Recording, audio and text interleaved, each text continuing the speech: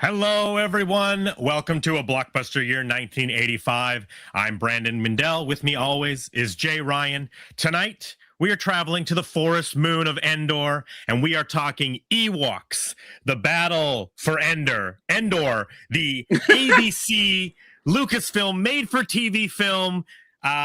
Let's pop in the tape.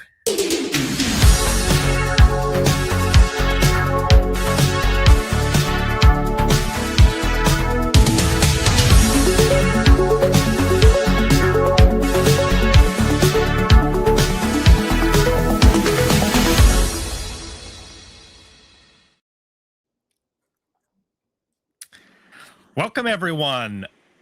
Tonight we are joined by a very special guest, a local legend in my mind. BC Bob is with us, aka Bob Kronbauer. He is an incredible. Well, I guess you're just pretty much social media now. You're a writer, but you go around British Columbia and you tell the stories. Some of the most interesting historical, fun history, the stories of people all around our province of British Columbia. You've been doing it for years. We're going to talk about a new book or an almanac that you have coming out. Thank you for being here. I'm so excited to have you on the show. What a wonderful episode. Thank you very much. I also have a TV show that it's funny. That's right. If this were 1985, we'd be talking all about my TV show, but more people see my social media videos than they do my weekly show on a broadcast television. Yes. You might not even have known about it because it's I did forget to mention. So Check TV, now you know BC, Bob has his own TV show. I actually put the link down in the description so you can check out Bob's show on the Check TV website.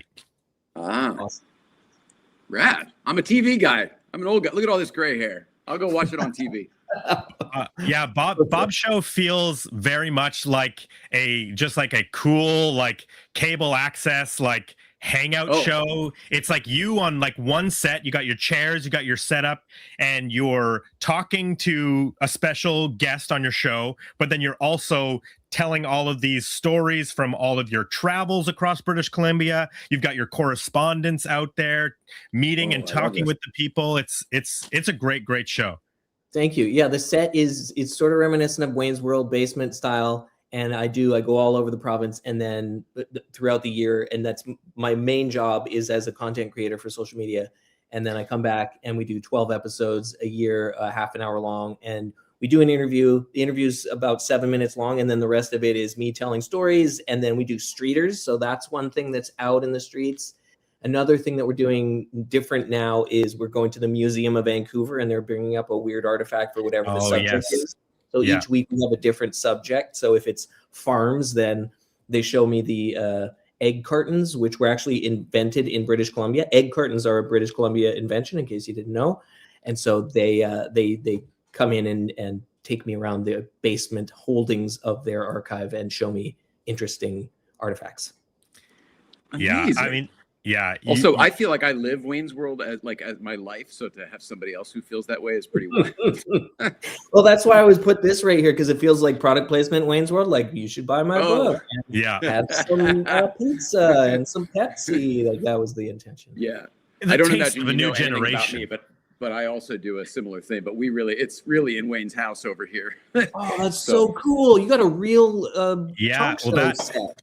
Bob, that is David Letterman's actual desk, and those are the chairs from the David Letterman show. Yeah. What on earth have I gotten myself into? This is crazy. This is amazing. So when you say like Wayne's World, I'm like, I get it. That's amazing. Yeah, it's like it's Wayne's basement, but we're not in Wayne's basement. God, that was a haiku. Garth, that was a haiku. Before we get into it, let's talk about your book that you got coming out, your almanac. The Now You Know BC. This is the first time you're doing something like this, right? Because you had didn't you write a book years and years ago? So there was I used to be the publisher of a community newspaper, and we put out, and it was still is called Vancouver is Awesome, and we co-published a book called Vancouver Was Awesome. I just wrote the foreword for it, but a local historian wrote the book, and it's similar in scope in that he would have one archival photo and then write about it, like the time Harry Houdini hung off of the Vancouver Sun newspaper building downtown. We have an archival photo of that, and then he would write about it. Mine is like really takes you on an adventure. There's like 15 photos of me in the book because I've just been out, and like me with the Sasquatch print, me with whatever, and a lot of the photos are photos that I've shot, and so I tell the stories, and I also include some of the color that's in it, some of the stuff maybe that I wasn't able to tell in a video, or just different little facts that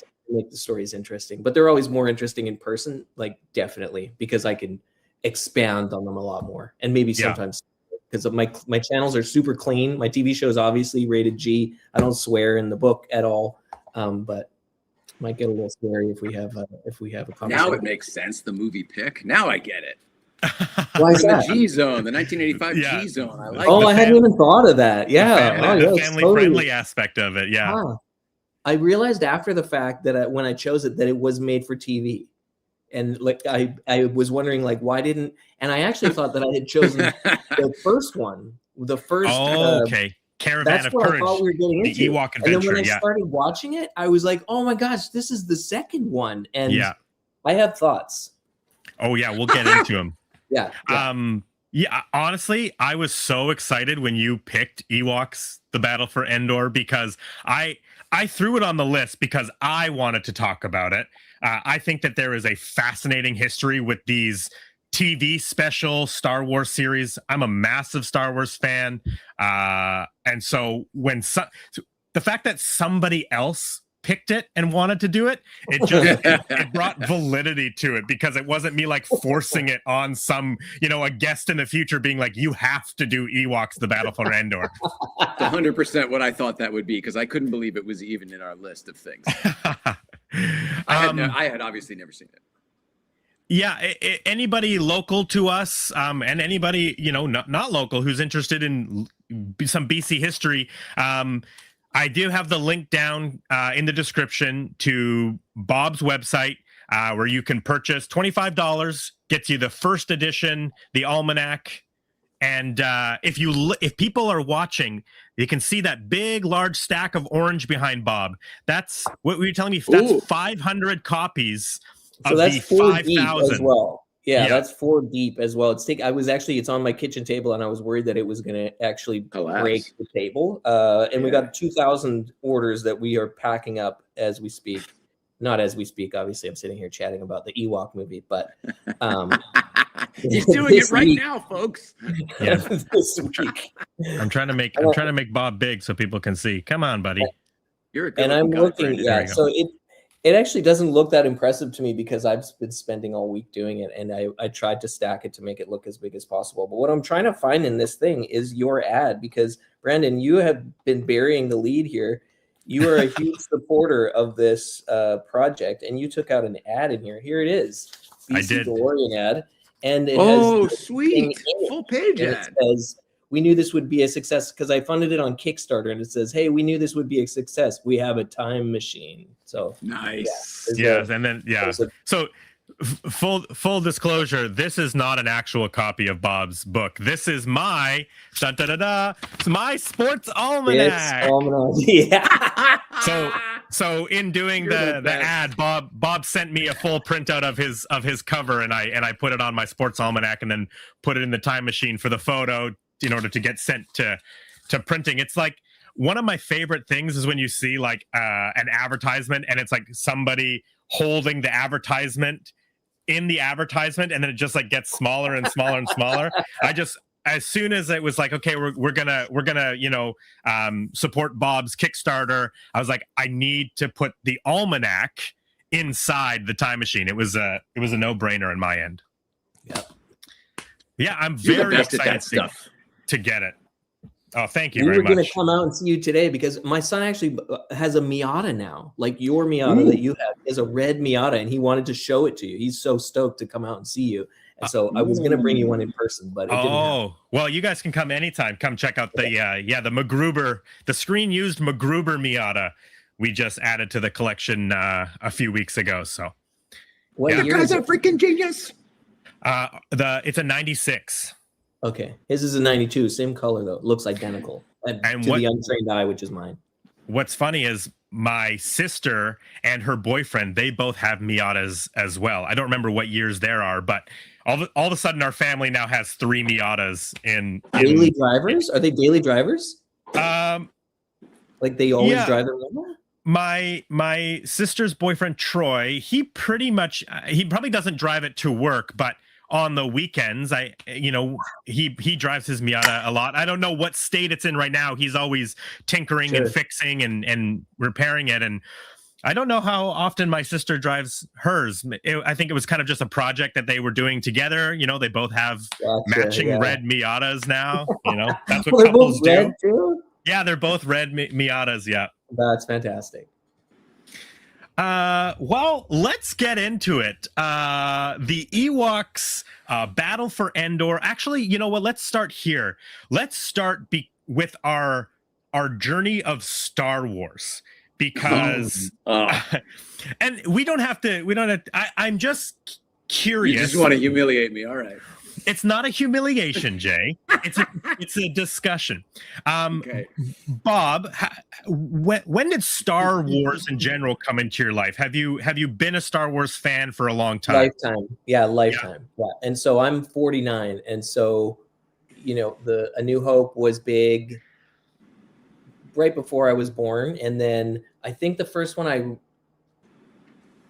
that I saw I didn't see any of them until I think Return of the Jedi, and there was a drive-in theater by my house. Yeah. And there was a hole in the fence style, and we watched it Oh wow. at the hole in the fence at the drive-in theater, which was so incredible. Now it's like townhouses or some seniors complex or something. Yeah. But that was when I first was exposed to it. And there was my mom dropped us off to her friend's house. I don't remember her friend's name, but her son's name was Dwayne, and he had everything. He had the planet Hoth. Remember the Hoth thing with the not the AT-AT Walker, but the white thing that shot out, and like he had every single Star Wars toy known to man. He was the most fanatical kid ever, and so I always got to play with the toys there. I didn't have any of the toys because we grew up fairly I won't say we were poor, but my parents weren't buying me a ton of Star Wars branded toys. I had the generic blaster, and I had the generic spaceship, and eventually got not Star Wars, but the space themed Lego toys that looked like a Star Cruiser, or looked like a Star Cruiser. Yeah. Or I'm so with you on the generic toys. Star Destroyer. There was one toys that looked like a Star Destroyer, and that was when they released the Lego men with the Saturn thing on. Yes, the classic Lego, yeah. That I had that. I still have that actually at my parents' house. One of those minifigs, but yeah, and then all throughout my childhood, and then one memory I have is I worked at Electronic Arts for a while as a beta tester, and for New Year's or like holiday party ones, they rented out an IMAX theater, and that was back when they were redoing the special effects and stuff, and they were adding stuff. The new special editions, stuff like 97, I think is what that was. Yeah, it was late 90s. Yeah, and we watched it there, which was awesome. But anyways, and I read all the books when I was in my early 20s. Became slightly less fanatical in my 20s. But yeah, I read so many series. They had those like trilogies that they would write that were just the universe of Star Wars. The expanded universe, all the novels. Yeah. And I'm going to get into this in this conversation, but I really believe that the Ewoks are an underserved commodity in the Star Wars universe. Like, why do we have The Mandalorian when we could make more of these films? I'm spoiling it. I've loved this movie. I was like cheering at the TV. My wife was like, "You're insane," and my son was like, "What are you watching? What is this?" But I loved it, and like I at the end of it, I was like, "This, they need to bring this back." Like the Ewoks are. Like, why were they not even in the Senate? Were there any Ewoks in the Senate? That's a good question. They might be in there. They could be deep in the background. That's a good question. We'll get to the chat because I wonder if my friend Ryan Dole is here. That'd be a good question for him. Because if people don't know, like in the prequels, they have this big Senate scene and there's all these different races of aliens. And one of the things that, and maybe this is the reason why I'm not really looking anywhere else, but E.T., the race of E.T. the alien is in the Senate. It's an Easter egg in the prequels. In one of the Senate scenes, you can see the aliens, the E.T. race of aliens in the Senate. But I wonder if there is Ewoks in the Senate. They obviously weren't as far involved as E.T. because E.T. had a spaceship, right? And they had shots and all that kind of stuff, and they didn't really have access to. As we learned in this film, they didn't have, they've never seen a Star Cruiser before. Yeah. So, yeah. That's awesome. I mean, my history with Star Wars really quickly. I was trying to think about this today, but I actually don't know who showed me Star Wars because I'm going to assume my dad showed me Star Wars, but my dad isn't like the biggest Star Wars fan.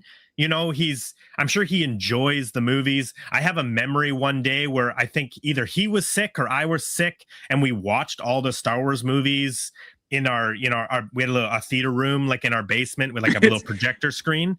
It's a lovely father-son story. Yeah, I just don't remember because my dad is not like, oh my God, Star Wars, like you but it just seems like a thing that a dad does is shows his young son Star Wars. But yeah, I've been a lifer as well. Primarily, like my love for Star Wars is special effects, the behind the scenes of Star Wars, the passion that George Lucas had, and like as a dreamer to be like, I'm gonna make this sci-fi movie like no one's ever seen before. That's the stuff that like I always gravitate towards, and I love the movies too. Like I love the story, I love the characters, I love watching Star Wars. But in fact, actually in my friend group, Paul, Steve, and Ryan, who have all been guests on this show already, there's another channel that they have, DL44 Network. It's all Star Wars content on there, and for years they've been bugging me and making fun of me, and the joke is that like I hate Star Wars, but that's just because I don't collect the toys like they do. They are hardcore toy collectors, and that's a huge part of Star Wars, the merchandising, the toys, and that's not what I collect. I love Star Wars. I love collecting Star Wars, but like my collection is like, physical media. I have the original home video VHS tapes, right? Like this is the only box set that has the original theatrical releases unedited on DVD. I have laser discs, like a lot of, or this I'll probably talk about later, but like this is like just a book, Industrial Light and Magic, all about the special effects of Star Wars. So they always make fun of me and say that I hate Star Wars because I don't collect or love it the same way. And they love all that stuff too. But that being said, like it's just a huge part of my life is Star Wars. So I was, like I mentioned, I was so excited that Bob had picked this movie because we'll get into it. The quality of the film, I think, suffers, but I also do love both of these Ewok movies from just a purely like the fact that ABC and George Lucas were able to make these made-for-TV Star Wars movies in the 80s, and then never happened again. And now things have completely changed. And now Star Wars is television, every few months with all the Disney Plus shows, your That's Mandalorian, why your I'm saying, Ahsoka. why can we not bring these guys back? Well, there is Tonight's the night. They're starting. I have some information that I'll show. But yeah, I'm also a big Star Wars fan. Jay, what about your journey with Star Wars? Let's talk about it. All right. Well, I'm roughly the same age as our guest. We should start there. It missed me. It missed me in my childhood. I was dealing with I liked car shows at the time. I liked car stuff. Surprise, still do. So, Dukes of Hazzard was more my jam in the late 70s, 80s, Knight Rider, stuff like that. Maybe I wasn't going to the theater as much, although like we saw E.T. I don't know. Don't know, but all my friends had the Star Wars toys that, you go to their house, that's what we're playing with. I would bring the General Lee or whatever my car toy was, and there was no place for it in space, so we would end up playing separately. I just literally didn't relate.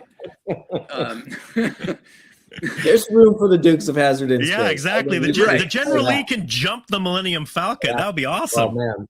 Mm-hmm. That's the crossover we're missing. Yes. The Confederate flag and Darth Vader in space. Yeah, exactly. So, the Empire. I've got mixed feelings about it. I just really didn't get it. I think whenever the episode 1 came out, whatever that would have been, the late 90s, and it was just all the rage, people camping out, waiting in line for a week to get in the first screening and stuff like that. I think somewhere around then, my friend, and maybe at the same time, they released a special VHS or something. I did not buy them on VHS, but I remember there being stuff. I shouldn't have said special edition because I understand how controversial that is, but like a new version VHS edition. And I think I saw them for the first time then. So whatever that would have been, 97, maybe. I didn't remember a thing about it. We were watching it on VHS on a 25-inch television, probably pan and scan, I'm guessing. Just didn't resonate. I got that my friend had all the toys. I'm like, I remember. I don't care. Yeah, the mania, right? Because it was everywhere. Yeah. Mm-hmm. Yeah. And basically, X amount of more movies have come out since then. And I always sort of maintain the same feeling. I think I definitely did see Phantom Menace when it came out because it was DVD at that point. And I just remember being like, whatever this is, this version of filmmaking, it's not for me. Kind of like, the first time. But and then I carried that for, 20 years or so. Yeah. Until just recently, Brandon, where I think this has been since I've known you, right? This happened? Yes. I just had a bug up my butt. All my friends were into it. I meet all these cool Goonies and all my other movie friends like Brandon. They all love Star Wars. And I go, I'm an adult now. My wife just passed away. I've got nothing but time on my hands. I'm going to revisit Star Wars. This is last year. Yeah. And I tried to put a New Hope on, and I was like, this is not for me. I turned it off in moments. Actually, I got a little further into it, or maybe I skipped ahead to see. What started this all was the ILM documentary, watching the ILM TV show. The first season. One of my favorite. Light and Magic. This is the soundtrack. I watched it again after watching Ewoks. I was like, Light and Magic is one of the greatest documentaries about a subject that I love, and I watched it all again. Ever. Yeah. And this was just that first season, the first 3 episodes or whatever it was. Yeah. And but there was that one story about John Dykstra, and they didn't have enough room in the studio to shoot the shot, so he took a picture of the model with the Polaroid, and then they cut the Polaroid out, and then that's what's in the movie is a shot of the Polaroid. Yeah. And then I went to look at it on my Apple TV version of digital copy over there on the screen, and it wasn't there because it had been rewritten by George Lucas in the special edition. Yes, the special editions. Yes. Started doing research, and I was like, how do I see the Star Wars that all my friends fell in love with? Like, we're not comparing apples to apples here. It's not fair. All my friends grew up loving this shit, and I can't even see what they used to love. Yeah. So I a deep dive on the internet sent me to the dark web of movie torrents to find the solution, which was, I'm sure you're aware of this, but there was a bunch of guys, I think industry guys who wish not to be named, who did what nobody else would do, especially George Lucas, which was a frame-by-frame 4K scan of an original master of the original 3 movies, 4, 5, 6. Yeah, well, it actually started with the Laserdisc versions of Star Wars that were scanned in and color corrected to bring what they called the despecialized editions. I have some Blu-rays. I have some Blu-rays here, some burnt Blu-rays of the despecialized editions, courtesy of my friend Nick. Many years ago, he burnt them for me. And so it was this whole thing that there was a group of people who were working meticulously and doing this frame by frame restoration with, at the time, was only the DVD. This box set that I showed, which the bonus disc on these is the original theatrical versions, plus the Laserdisc copies were the highest quality digital versions at the time. So then they were turned into these Blu-ray despecialized editions. But then the version that Jay is talking about have come within the past couple of years, and they're on the internet. You can find them. They're called 4K 77, 4K 80, and 4K 83. You can find those versions out there, and they are these incredible 4K high quality, amazing versions of the original theatrical versions of Star Wars as they were originally released.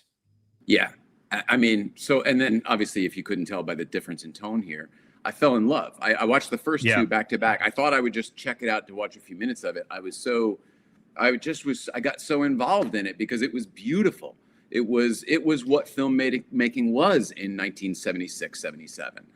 And that is not what I was getting a taste of all these years since I tuned in later and got this cartoon version.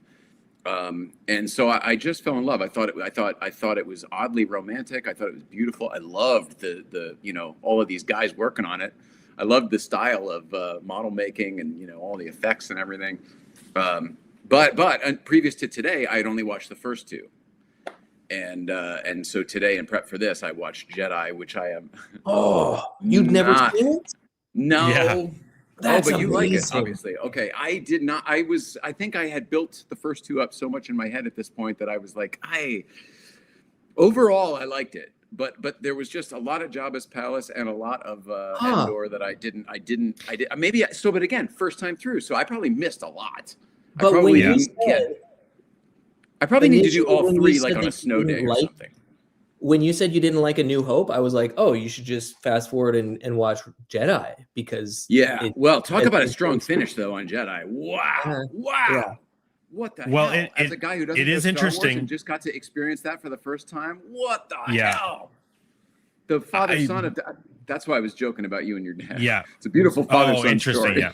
Oh, I didn't know what you were talking about. That's funny. That's funny. Yeah. In retrospect, that's funny. Yeah. That's really interesting because I think majority of people Return of the Jedi is their.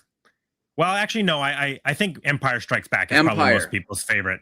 Yeah. I would use like the Godfathers. Good, better, not so good. Star Wars 1977 is my favorite Star Wars movie, and it is just because the grit, the determination to get that thing done, I think is like that I get so excited about that every single time I watch it. And I love Empire and I love Return of the Jedi, but there's just something gritty, something special about Star Wars A New Hope as it's known. I'm so with you, man. You and I are both theater geeks, and there's a little bit of that going on with that first Star Wars. There's a little bit of we're all just in a black box creating this thing. We don't even know what it's going to be. But opening night's right around the corner, and when curtain goes up, you got to do something. Yeah, for me, from a different perspective, for sure. I see Jedi as like an evolution, and it's not to say that I don't care about the filmmaking, but when I'm watching it, I'm not thinking as much about, oh, how did they do that? How did they do that?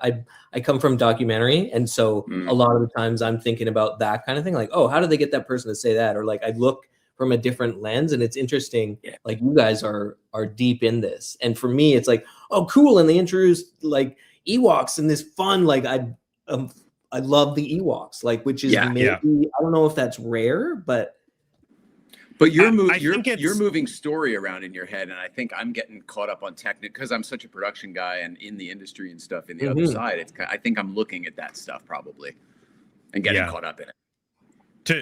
To speak to your point about Ewoks, Bob, I think liking Ewoks is, and I use the biggest air quotes here, uncool, right? Oh yeah, I bet. In the world of the Star Wars fan, and when I say a Star Wars fan, I mean the people that are mad at the representation that it shows up in Star Wars. They're mad at like where the directions are going, the fact that Lucasfilm used to be run by a woman, Kathleen Kennedy. That is a Star Wars fan in quotes. So the vast majority of those people are not fans of the Ewoks. Now, I think if somebody comes out and says like, oh, like I like the Ewoks, I go like, that's a real Star Wars fan. In my mind, somebody who's like not putting on airs about like what's cool, or like it's the toxic fan base. It's all these fan bases, they have a lot of toxicity in them, and then especially something that comes from a different generation. There's all this stuff. So throughout the year, there has been a big toxic fan base in the Star Wars community, and it has only gotten worse through the end of the Skywalker saga, episode 8, 9, 10, right? Yeah. With the Rey films, Force Awakens, Last Jedi, all that kind of stuff. 8, 9, 10. There are that many at this point. Wait, 6. What are we? Sorry. 4, 5, 6, 7, 8, 9. What am I thinking? 7, 8, 9.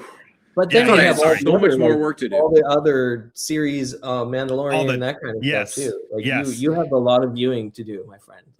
Well, I just saw 7 over the holidays, and with our what do you say, Brandon? Our past and future guest, with past and future guest Greg Grunberg, of course. Yeah, past and future guest. Yeah. And I enjoyed that one quite a bit, but because it was the universe that I know. Forget the terminology again. I know I'm using comic book terminology wrong, but like it's a world I understand because it's Leia, it's Luke, it's Han Solo. Well, for a bit, it's Han Solo. That was a bummer. Yeah. Spoiler alert. Sorry. Well, it's 10 years. It's fine. It's 10 years and it's Star Wars. I'm not worried about spoilers. I would like to. You sparked something in my head when you said that it's not cool to like the Ewoks, and I something that I wanted to talk about. You said it first. I didn't say it was uncool. I thought you thought it might be uncool. I thought you said I might be the minority here in thinking that they're cool. Well, yeah, I'm the minority in like them being their favorite character, but I didn't know they were like frowned upon. Your favorite character. Yeah, like well, I have a different feeling after this movie because that the one who took care of the little girl is just amazing, adorable. Oh, that helped you get on side with the Ewoks? That's wicked. I have multiple wicked. Christmas ornaments that my family bought me. Like that's how much and I don't collect anything Star Wars, but if you put something on the tree at my house, that means you're a big fan. So my friend Andy Everson, he's from the Kwakwaka'wakw First Nation. He lives in Comox, British Columbia, and he does Coast Salish art. And some of his art is derived from, not even inspired by, it is a like Mandalorian mask with Coast Salish First Nations. Oh yes, I know that art. Yes, and he does prints of that, and he does some Lego figs that are drawn that look like Princess Leia, but she's indigenous and she's a Lego. And he is one of the super fans that goes to the Comic-Con and dresses as I can't remember who. It might be Mandalorian right now, but his studio, when you walk in, he has all the masks and everything. It's like you're walking into the Death Star. Like and he has a full R2-D2. He has everything. And he has no Ewok references in that room. Like when I walk in that room, I'm thinking, I'm like, I didn't realize something's it was missing. Yeah. So you said it's not cool. And then I thought of Andy, and I'm like, Andy, I'm going to get him to watch this too. And then like he probably thinks Ewoks are the least cool part. Did they get erased? Because in my childhood, even though I wasn't into the movies, like the Ewoks were huge. There was lunch boxes. There was a Saturday morning cartoon show. Yeah, there was an animated series. Well, and but here's the for thing, children, right? That's for the audience of children. I'm a big child now, so I'm not as sophisticated as the fan. Is what I think. Right. The creation, and they're not made for the children anymore. They're made for adults, right? Okay. Well, but that's the thing. The creation and inclusion of the Ewoks in Return of the Jedi, they are for the children. Right? Forget a younger generation. Yes, it's the same thing with Jar Jar Binks in Phantom Menace, right? That character was for the children. That's why that character exists. It's so much sense. For your 8 to 12 year demographic, right? Not to mention, I was just gonna say, not to mention, like, if you think about how successful the Star Wars toys are, it's a no-brainer to include cuddly little furry bear people in your third movie, which is going to be the biggest in the franchise. So you can make teddy bears and toys and lunchboxes and spin off into two made-for-TV movies and an animated series. Like, no-brainer to make them cute and fun and loving. Well, so I did see that part, but I really honestly thought it was to include more girls, perhaps. And maybe that could be like, the Ewoks part of it. are adorable. I want to cuddle with an Ewok right now. I want to buy one and just have it on the bed. You know, he's adorable. That sounded creepy as hell. I didn't mean it. Please, folks, no letters. I'm sorry. It's funny that you say that because I hate Jar Jar Binks. Like, that is the worst character. That is to me, the most uncool character. And he was introduced when I was an adult, you know? So the Ewoks are the equivalent. That's a hard pill to swallow, man. That's like... Again, I'm very late to the Star Wars world, but my late comparison, when I saw Jar Jar Binks again before 4, 5, 6, I thought that he was like a C-3PO replacement almost, because C-3PO was, I found to be quite annoying and sort of just a little too much, maybe. And then Jar Jar kind of did the same thing. No? I mean, other than the fact that C-3PO is in Phantom Menace, he just isn't gold. He's naked, right? He's all wires, but that's our C-3PO, created by Anakin Skywalker. Well, I loved that at the end, by the way. Loved that.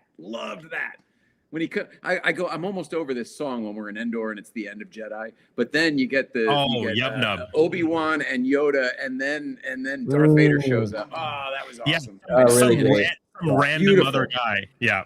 Beautiful. Some random other guy.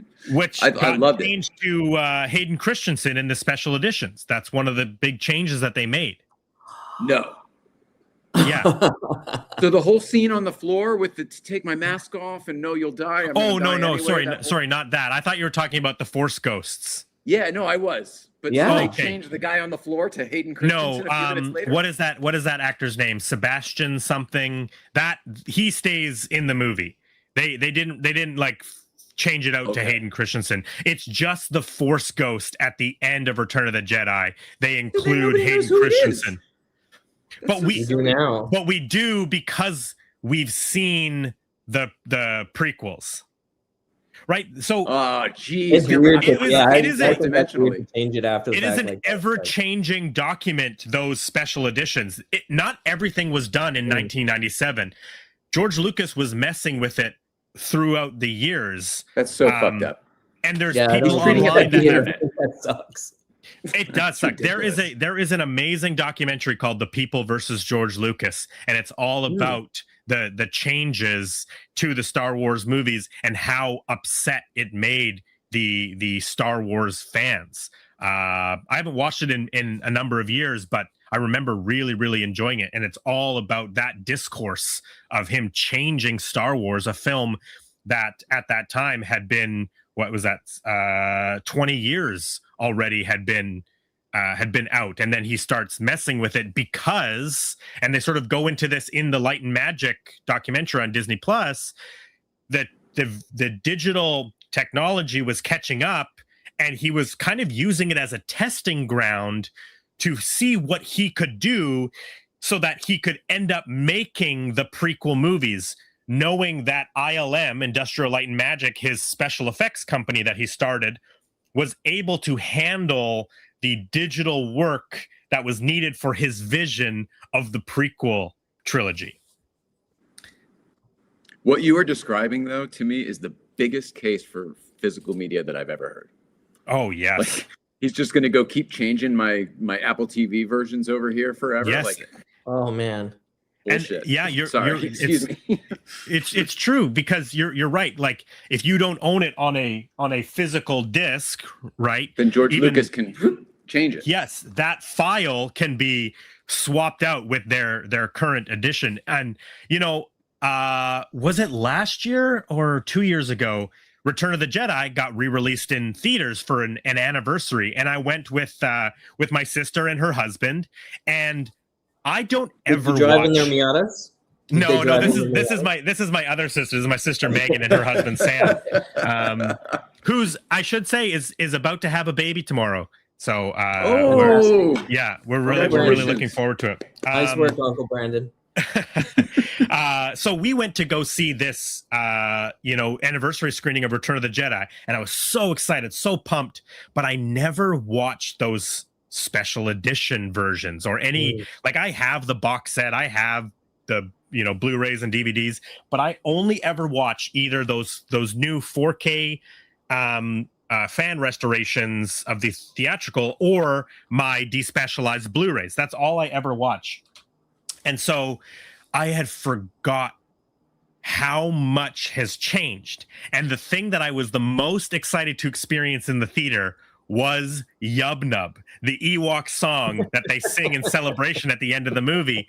And as soon as the celebration music happened, which is a new John Williams song, new to whatever, early 2000s, whatever it was, I was like, oh my God, I hate these. I hate this. I hate that I'm in the theater right now and it's not Yub Nub playing. It's all of these shots of these new planets, planets that we've seen in the prequels, like Coruscant and all these other planets, with this like like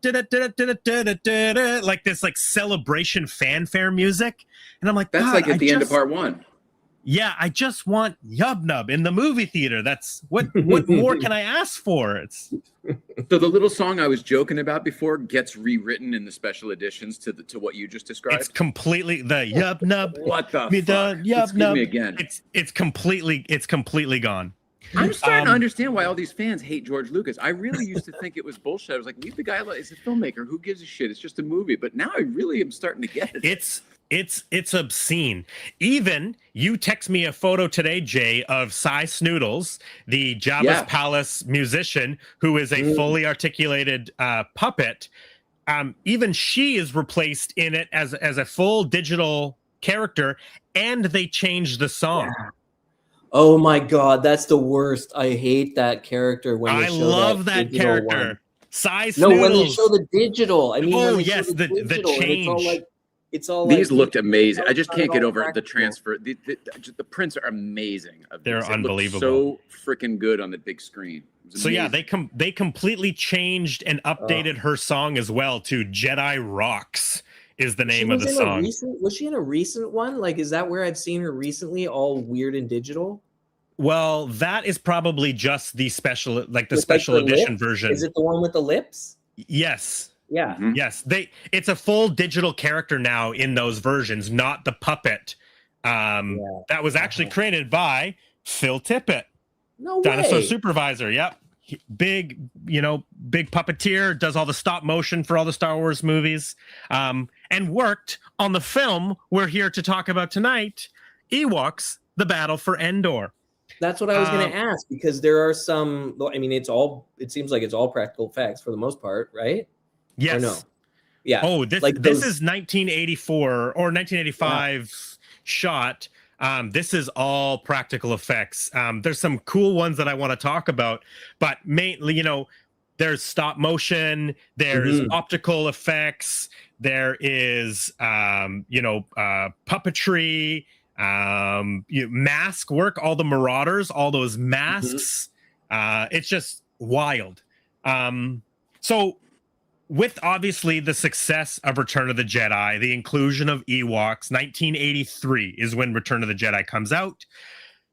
George Lucas is no stranger to adapting Star Wars for television. Now, the first time he did it, right after the initial Star Wars, released in 1977, 1978, the infamous Star Wars Holiday Special, Yes. which is I heard about it. It's a historical document if I've ever seen one, because this is such a clear example of like not knowing what to do with your IP, because this, like, Harrison Ford, Carrie Fisher, Mark Hamill, Peter Mayhew, C-3PO and R2-D2, they're all in this thing. And it's hard to watch. I think it's only like 45 minutes and it's really difficult to watch. But they didn't know how big Star Wars would obviously become. They knew that it was the biggest movie of 1977, but this has like what's his name, Roger Corman in it, B. Arthur. It's bad. Like this. So this they're breaking is bad. the fourth wall, then, obviously, in that. Yeah, Art Carney sounds like the Muppet is in Show. it too. That's it feels like the Muppet Show. Like it looks that quality. Yeah. Carrie is it all Fisher filmed inside? Is it filmed yes, is it all interior? It's all in studio. It is like it must be like the ABC studios or something. It's not directed by George Lucas, directed by a guy named Steve Binder. Again, there's a really great documentary on the holiday special called Disturbance in the Force. Came out a couple of years ago. Really, really interesting stuff in here. But yeah, so 1978, they put out the holiday special and it is a huge flop. People do not like it whatsoever. So I'm actually surprised that after Return of the Jedi comes out, George Lucas agrees to make the first Ewok movie, which is the Ewok Adventure, 1984, otherwise known as Caravan of Courage. And it's essentially the same type of thing. It is Sindel, the character we're going to talk about in Battle of Endor, and her family, Mace, her brother, and her parents. And they are stranded on the Forest Moon of Endor.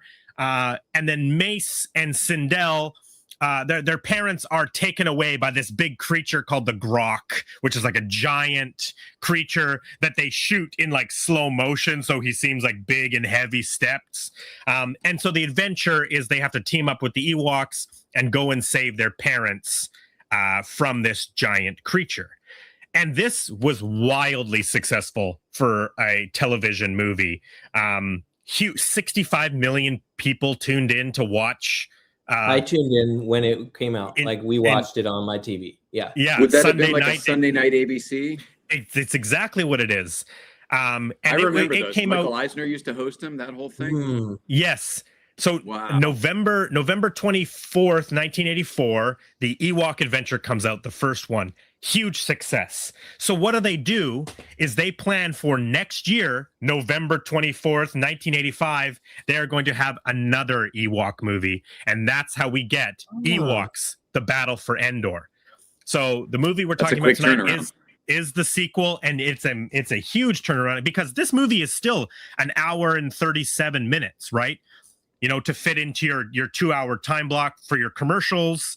But that's a movie. We're not talking about a 40-minute episode here. We're talking about feature length, 97 minutes. The story is obviously conceived by George Lucas. The film is directed and written by two brothers named Jim and Ken Wheat. But the funny thing about, well, maybe it's not funny, the Ewok Adventure, apparently in their meetings, George Lucas had just seen the movie Heidi. He watched the movie Heidi. Oh my God. With Shirley Temple. Joke. That's my first note. Okay. This isn't Endor. It looks like Switzerland, like from Heidi. So George Lucas had just watched the Shirley Temple movie Heidi with his daughter. And so when he came to the story meeting, he was like, I want to do an orphan movie. And so what do? in the first 10 minutes of this movie, Sindel, the cutest little girl in Star Wars universe, her entire family dies.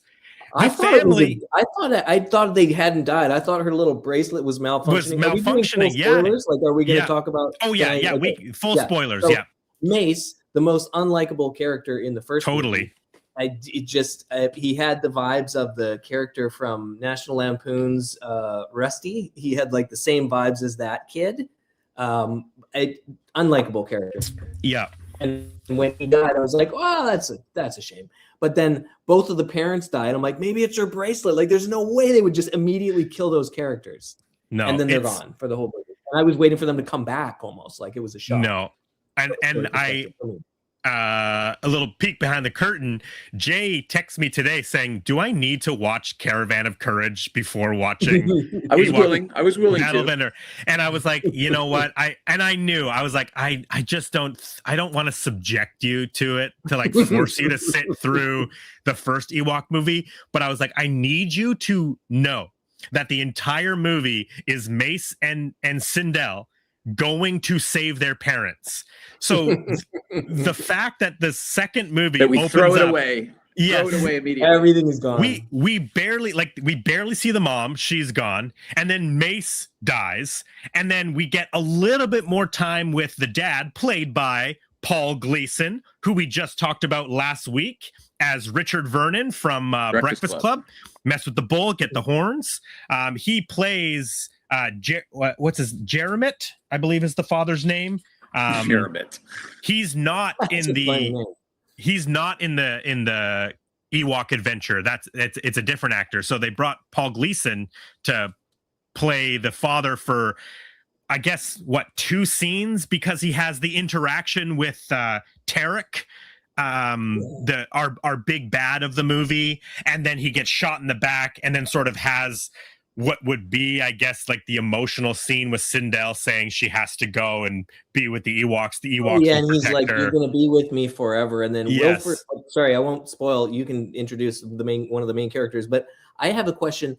Did they even cast the mother? Because it's just the guy sitting over top shooting his blaster at the marauders, and the mom is just laying down. You don't even see her face, so they probably didn't. They just it's probably body double. It's just some sort of stand-in or something. You're right. Literally, I was like, "Where's the mom?" And then I realized, oh, the mom is laying right below him. It took me a minute to realize who that was. It's just so. I just can't believe that they spend the whole first movie bringing the family together, and then a year later, this movie premieres on ABC Sunday Night Family Movie, and it's like, all right, everybody else is dead. It's an orphan story with this cute little girl.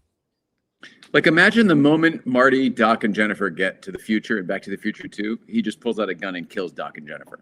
Now start from here. Let's go. Where are we here? I didn't mean to throw you with that one, Brandon. No. It was a little dark. I wanna shout out a name that pops up in the credits, and that's the production designer of both of the Ewok movies. His name is Joe Johnston. And if you don't recognize I love Joe Johnston. Yeah, he's amazing. Me too.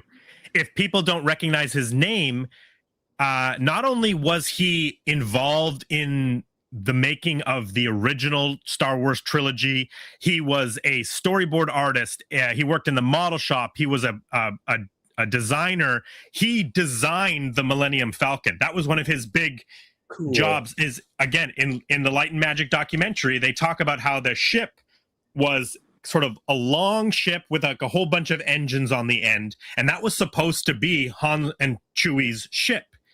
But then I can't remember if it was Buck Rogers or maybe it was Buck Rogers. Anyway, it had a very similar ship, came out first before 1977, and George Lucas is like, "Oh, we have to change our hero's ship design.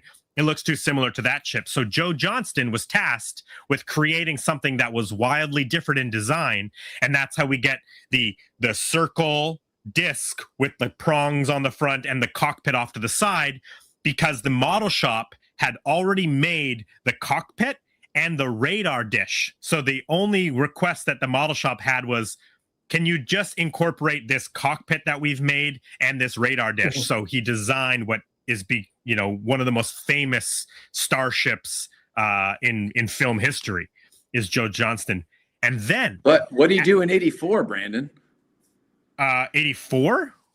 Yeah, isn't he Ghostbusters as well, Joe Johnston? Yeah, well, didn't he help start Boss Films? In Industrial Light and Magic did work on Ghostbusters 2, but what I was going to say is that Joe Johnston ends up becoming a very important director of some really great films. 1989, Honey, I Shrunk the Kids. 91, he makes The Rocketeer, a underrated film, one of my favorites. The live action sequences in the movie The Pagemaster, which is one of my favorites from childhood with Macaulay Culkin. He makes Jumanji, which is local film history for us, Bob.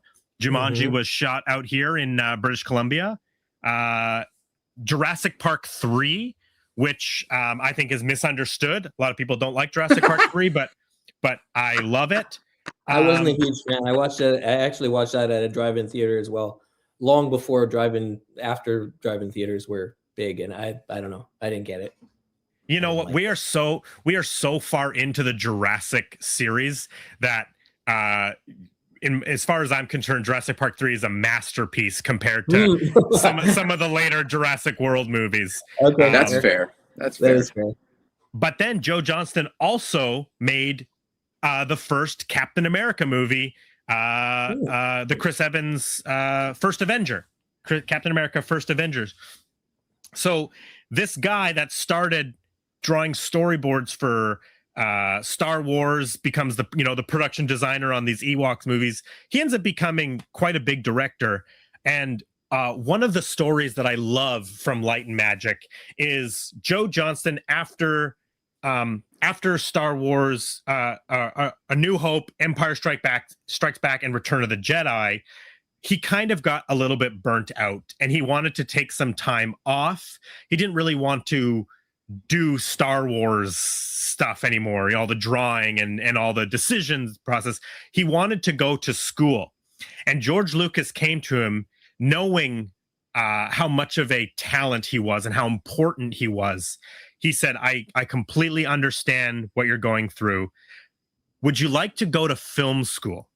And George Lucas paid for his enrollment in film school at USC, the film school that George Lucas went to, and kept him on half salary.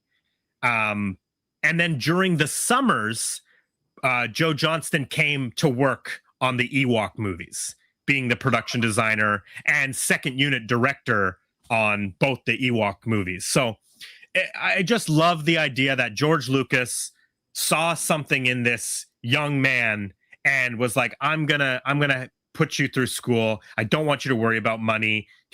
We'll keep you on half salary. You don't even have to be here. And he ends up becoming this like huge director. And then he ended up directing the second season of Light and Magic on Disney Plus. Steve Johnson was the guy. I was obviously very wrong. Steve Johnson yes. was the guy I was thinking of, also from ILM and effects guy, blah, yes. blah, blah, but Ghostbusters. Yeah. So sorry about that. Sorry. Actually, I want to shout this out really quick. Our guest on our Spies Like Us episode, Tony Taylor, I got this in the mail today. This was what we were talking about on... Cool. Let's see if I can switch this here. This is from Ghostbusters 2. Oh. This is a little model, a custom. This is 3D printed and painted, and it might be hard to see. Right. I can see him. Oh my God. There's the Ghostbusters. Cool. And this is his mini Kickin' Libby. But we were talking about this show, or talking about this on our Spies Like Us episode with Tony Taylor, and I just got it in the mail today. The paint job on this is amazing. I am so impressed with it. But he said he does all of those by hand himself, right? He did them all by hand. But Industrial Light and Magic worked on all the effects for Ghostbusters 2 in 1989. So they would have there's so much footage of them making all these different scaled pieces of the Lady Liberty for Ghostbusters 2, the foot and the model, the basically the size that Tony Taylor had made for himself in their workshop. Do we know what the story is as to why ILM got that job and not Boss Films after the first one? I don't actually know. No, that's because I never really realized that ILM did it for part 2 until you just saying it tonight. So I'm going to do some digging. I'm curious. That's interesting. Because Richard Edlund and that whole team, I know that it was a lot that they had to do. But in my opinion, effects wise, Ghostbusters is a success. I wouldn't change a thing effects wise in Ghostbusters. What's interesting is Richard Edlund was worked at ILM on the original Star Wars movies. He was part of the original team for A New Hope. I think almost everybody on there did, except for the young kids, like the interns and stuff. So cool. So again, those are the reasons that I loved watching these original 4K prints versus these digital painted on a computer thing. Because all these guys with gray hair made all this stuff by hand. I know. In a dark room, breathing fucking dust and shit they shouldn't have. And the thing is like, what's great about Star Wars is like, it's a little bit rough around the edges, right? Like, that's what I've been saying is like the grittiness of it. Like, there's something special about it. And I don't agree with George Lucas going in and changing people's work by replacing ships with full digital CG models of a ship, just for a shot of it flying in and, maybe doing some other move.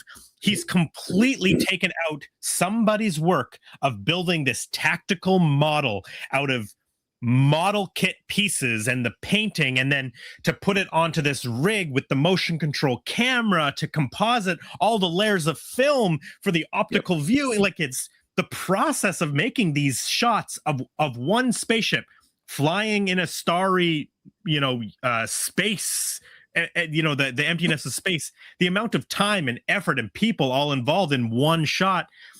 It does suck that he was like, well, we can make it look better in computer, so let's just completely replace it.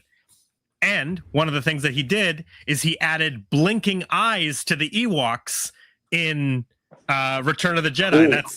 No. Well, I'm glad they didn't touch this one. From what I could tell, from what I watched today and yesterday, I finished watching it today.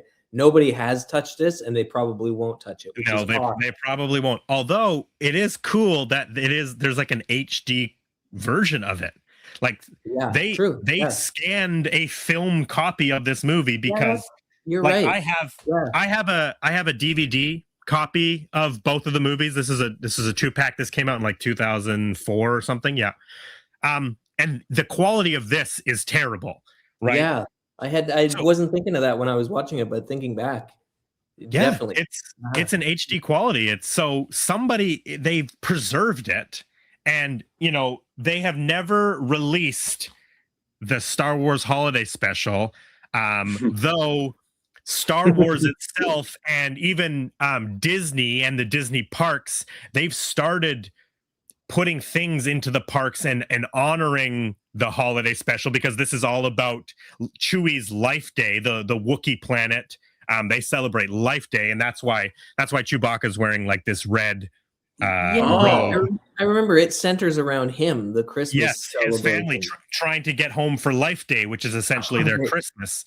Well, the Disney parks, they sell Christmas ornaments that say Life Day. You can buy this red robe. They do themed treats for Life Day every year, so they're like embracing it. But Disney Plus and Lucasfilm have never released an official version of the Star Wars holiday special. I mean, if there was a Halloween thing or a Thanksgiving thing, like you've been to Disneyland during these seasons, right? It's like they're desperately searching for ways to make their characters involved in it. And the fact that this thing exists that nobody watched, that like they can kind of like jokingly dangle a carrot above us and say, "Hey, here's when Chewbacca," because nobody remembers that. You're right. Even my file was 1080p, whatever I watched today. Yeah, pretty cool. That reminds me, is one of the most exciting things about that documentary, A Disturbance in the Force, about the Star Wars holiday special. I went and saw it in theaters, and they have HD footage of the holiday special. So it exists out there. Like there is, I think I have a download of it, but I don't know if it's an actual transfer of an HD footage. It might be like a digital upscaler that somebody has done to the DVD or VHS bootlegs that have been floating around forever. But the documentary had the best quality version of scenes from the holiday special that I've ever seen. So like it's out there. They're just not releasing it.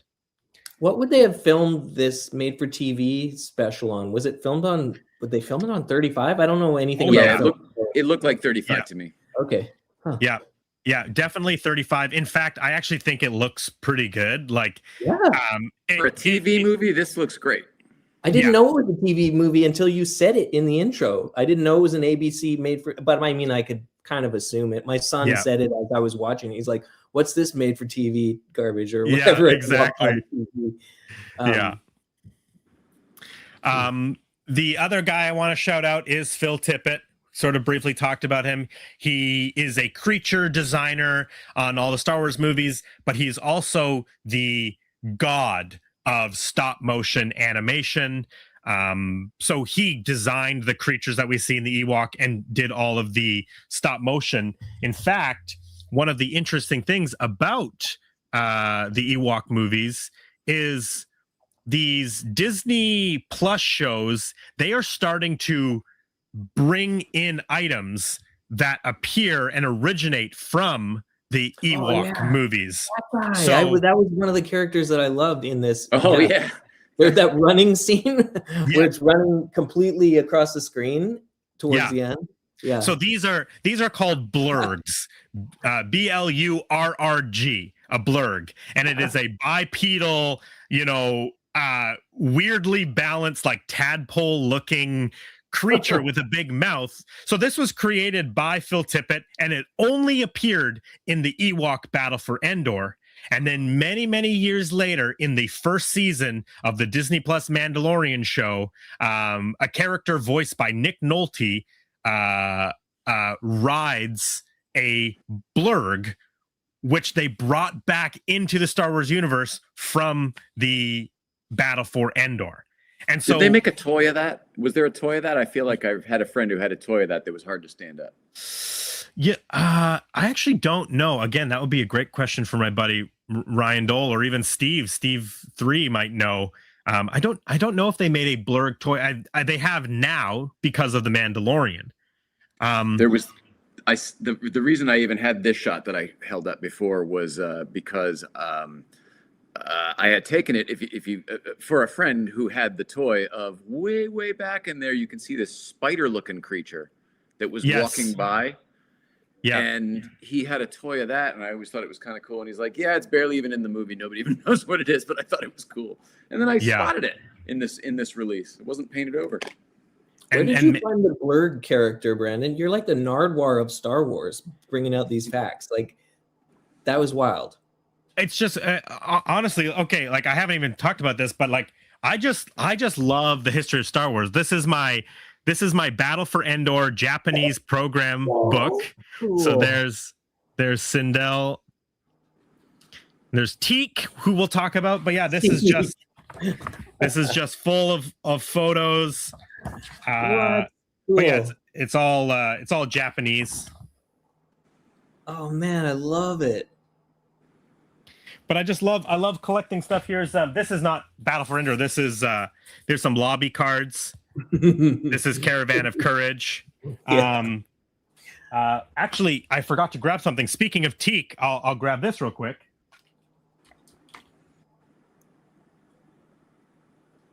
He's got the best hand props. Many props. Uh-oh. I forgot to get this. This came out last year. So this is a Teak plush, limited to 1,989 units. I got this at D23, the Disney convention. Oh, man. But the thing with Teak, who is a character I absolutely love. Adored. He... not only does he appear So here is, just like the Blurg, Teak, which is a fully original character for the Battle for Endor. He comes back, well, not the actual Teak character, but his race, which ends up also being called Teaks, showed up in the new Disney Plus show, The Skeleton Crew, which, if people have not seen The Skeleton Crew, it is amazing. It is basically like Star Wars Goonies, Jay. It is a group of kids who Children, it's the best. It's really the best. Yeah. Did you watch Skeleton Crew, Bob? I did. Yeah, it rules. I loved it. Yeah. I was wondering where I recognized Teak from, and now that you pulled that up, I was like, oh. And the thing about Skeleton Crew too is it's kind of made for kids. Like how I loved this movie because I loved when the first Ewoks movie came out. I loved camping and I loved space and the fact that they crashed and they had to do on their own, and I pictured myself in a spaceship as a little kid, and then having to fend for myself out there was surviving really appealed to me. So when I watched Skeleton Crew, I sort of thought the same thing. I was like, wow, I hope the kids are watching this because it is such an adventure for these kids to go on into space. In Skeleton Crew, there's a band. There's basically like a band of marauders, like space pirates. Yeah, and the character designs are so cool. The Wolfman, which is a character that appeared in the cantina scene in the original Star Wars, is back, but it is such a freaking cool design of a character. This like wolf guy. Jaleel White plays a character in Skeleton Crew. Jude Law is the main character. It's an awesome show if people haven't actually checked out Skeleton Crew yet. The other appearance of Teak, which I always loved, in the original Star Tours Disneyland ride, in the pre-show video where the flight attendant is telling you about putting everything under the seat and putting your seatbelt on, Teak makes an appearance on the Star Tours ride, which is Star Tours is 1987. So this is 2 years after the Battle for Endor. Teak shows up again in the Star Tours ride. Now he's not in it anymore because they've revamped that ride. I went on that the first year. That was when I went to Disneyland as a kid, was 1987, and that is familiar too. So maybe that's where I remember Teak from. But honestly, I don't think he's a lovable looking character. Like I would much prefer, just because the Ewoks are so cute. Oh like, he's got a freaky little face. I will admit. But I like that he's super fast. Yes. Oh, the hands too. Yes. When he's eating the pie. Well, and it in the film too. It's a costume performer, so that's the performer's little hands. I wrote down the performer's name. Nikki Bathello plays Teak. And then the reason I had to write Nikki's name down is because Nikki also plays the Emperor Penguin in Batman Returns. So when Danny DeVito is down in the sewers, there's one big tall Emperor Penguin, and the same actress who portrays Teak plays that penguin. But I picked a very good hand actress with that stuff. That's a good point. I picked this up because I could not believe that they had made a physical representation, a product based off of Battle of Endor, and the tag on this says I thought it said it does say Star Tours. So they're calling it Star Tours because Teak appears in that pre-show, but I was like, I have to get this. The fact that it is Battle for Endor, a character, and the only other action figure version of this character is in a special Disneyland Star Tours action figure pack. You can get a little version of Teak. I'm offended that Ewok plushies aren't commonly available. I don't even know if I've ever even seen one. I think we need to dig into this. He's right. This is starting to get weird the more we think about it. There is more Ewok love now. Much like even the prequel Star Wars movies, there is a change, the nostalgia of it. People come around.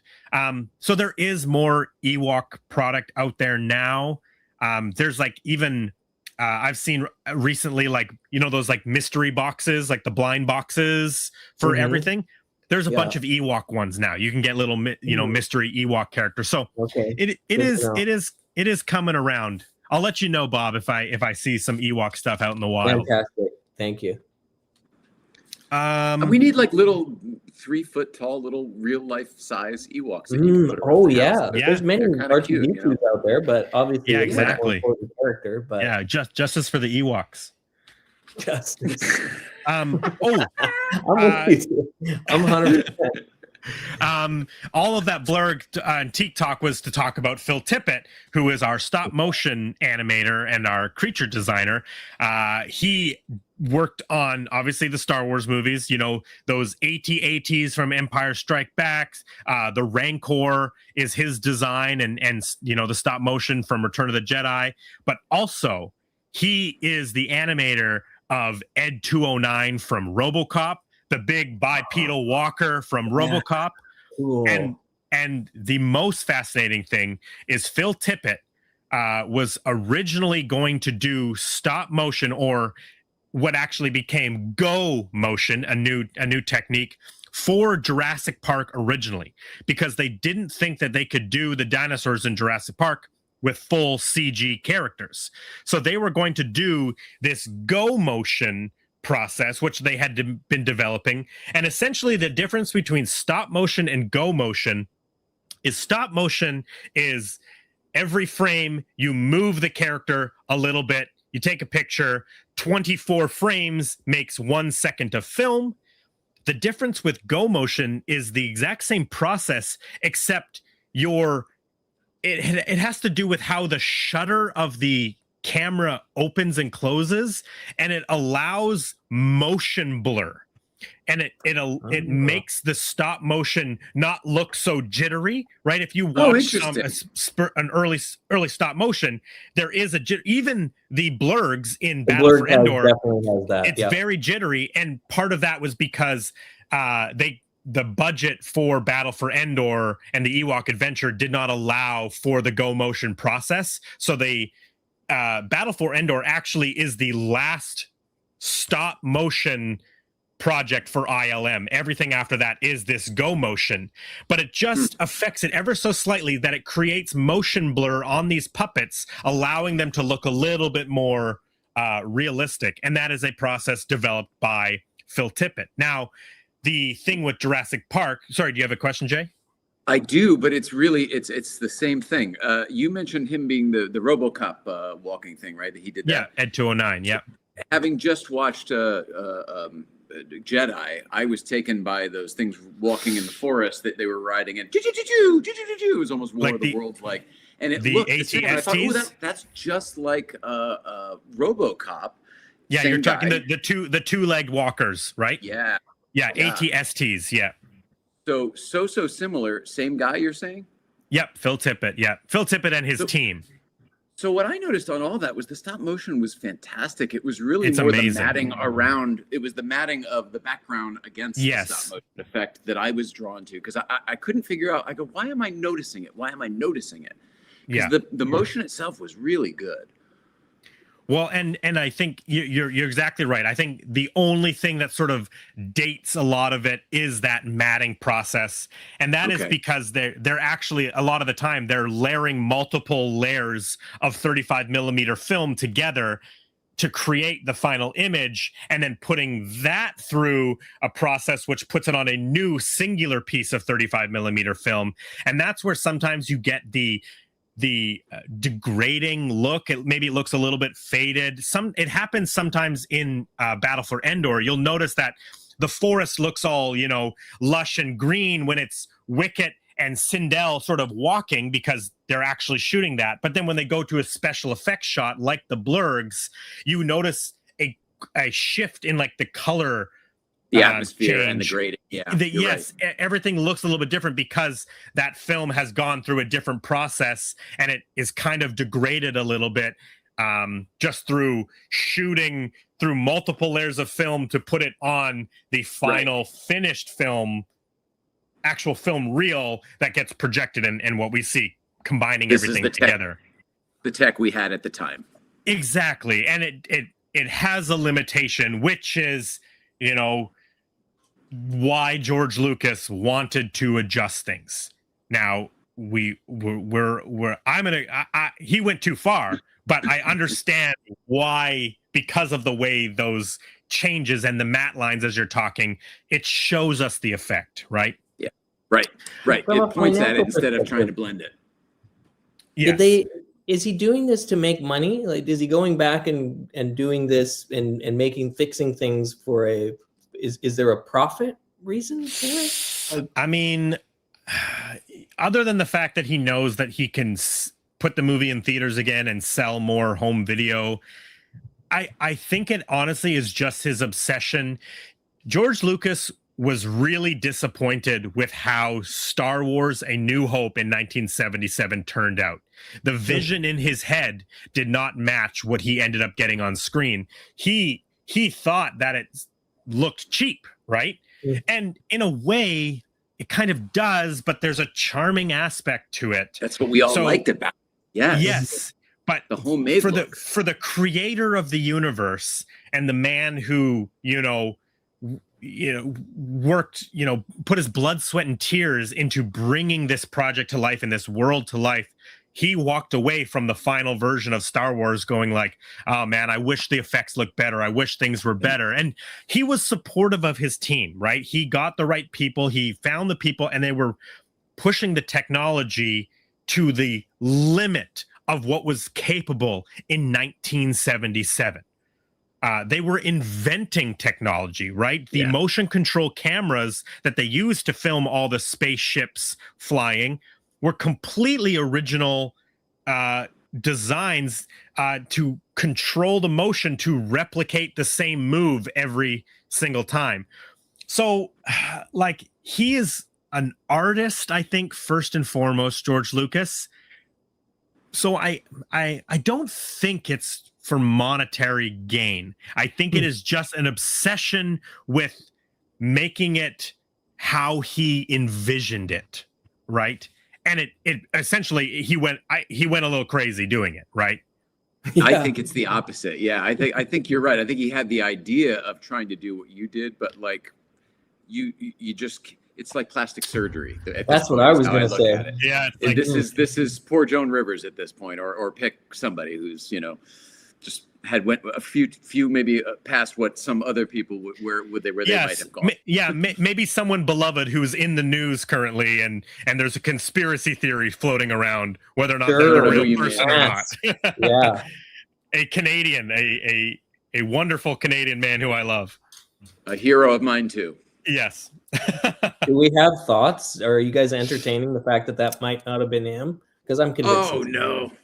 I truly think it comes down to enunciation. I really think it comes down to where he was in the world speaking French, because he's doing all of this and your mouth moves differently and he looks different. And I really think it comes down to that. He may have had some Botox or something else, but he also looks a little heavier than he used to. So like I was just talking with my friend Austin after a screening of, we saw Ben's films. I saw you on the big screen last night, Bob, actually. I just remembered. Me? Yes, because last night, past and future guest Danger Bean, his films were playing at a theater, and you were in one of his short films. You know I was in the laundromat. Oh, you did know I was in it. Yes. So I love that guy. That's cool. Yeah, the films are great. Shout out to Ben and Danger Bean. They had an awesome screen last night. But I was talking to my friend Austin at the after party last night, and we were talking about this whole Jim Carrey thing, and he brought up a really interesting point that, not that I believe it, but it feeds into the conspiracy. Jim Carrey is obsessed with Andy Kaufman, and not only is that true, he also portrayed Andy Kaufman in Man on the Moon to such an unbelievable degree that I like the idea that Jim Carrey is pulling an Andy Kaufman on us, and it is a different person. I said that to my wife too. I was like, this is the most Jim Carrey Andy Kaufman thing that could possibly happen, and I wish that I believed that was the case, because that would be incredible. Like, if it actually was, like, maybe there's a small chance, but I don't know if I was. It would be crazy hilarious if it was. Bringing David Letterman back into this, there was I don't know if you guys have seen the clip, but there was the Illuminati thing. Jim Carrey going on Letterman where he was talking about using doubles to go out in public. Oh, that clip. Sorry. Yeah. And he goes, yeah, I do it all the time. That way, they get mobbed and I go to, have a great day. Yeah. In my mind, I believed it at the time when he said that, but I thought he was referencing that famous Playboy Mansion party where he sent somebody dressed as Tony Clifton to the Playboy Mansion party, but it was supposed to everybody, including Hef, thought it was Jim Carrey, so everything was fine. Yeah. And then later, Jim Carrey comes strolling in, and they're like, "Who the fuck is that other guy?" Yeah, I thought he was referencing Tony Clifton, man. Yeah, classic Clifton. Yeah, I mean, who knows? Who knows? But yeah, so how we got to talking about the Jim Carrey conspiracy on the Ewoks Battle for Endor episode, we'll never know. Brandon, but yeah, I have to tell you, once we get to the end of this, because I sort of phoned in the Endor thing, but I have also seen, if we get to it, Lost Highway, The Fabelmans, X, and Pearl since we've talked last. Wow, you were on a tear, my friend. Well, I figured I wasn't going to really sink my teeth into this one, so I did some extra credit. But okay. To finish the Phil Tippett of it all, Phil Tippett was going to be doing the go motion process for all of the dinosaurs for Jurassic Park. He had animated, I believe, almost all of the famous sequences from Jurassic Park, the T-Rex with the overturned explorer, the raptors in the kitchen, all of these famous scenes he had done in sort of test go motion versions. And that footage is out there. You can watch it. And then they ended up going with, full CG dinosaurs because they realized they could do it. But one of the interesting things because Phil Tippett was such an expert on dinosaurs and creatures, they wanted to keep him on board because he has all this knowledge about movement.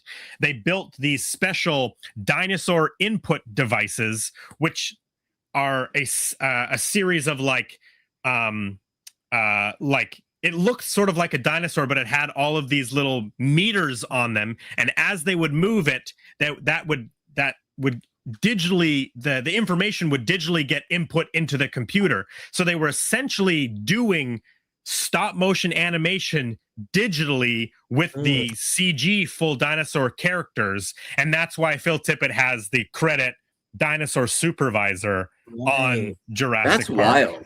Yeah. So because of that digital representation, they were almost doing motion capture at the same time.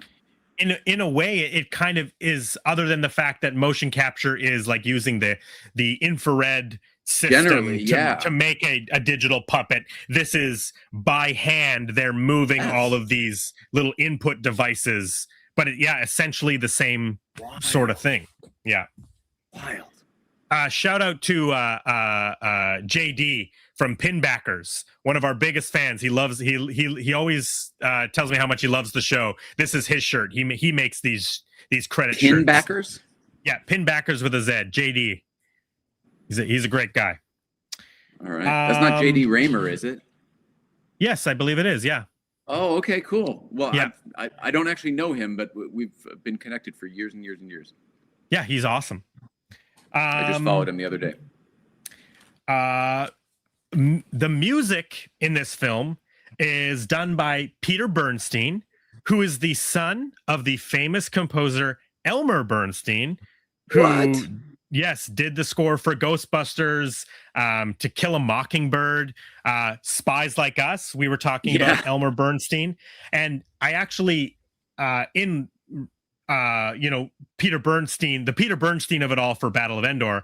I couldn't remember a story on the Spies Like Us episode with Tony Taylor, and it was Peter Bernstein was a special consultant on Ghostbusters Afterlife because they were replicating his father's score so much. So they brought Peter Bernstein in, and that's the story of Peter Bernstein playing the original Elmer Bernstein score pieces on the same Sony DX7 synthesizer, that the same model of synthesizer that his father wrote the Ghostbusters score on.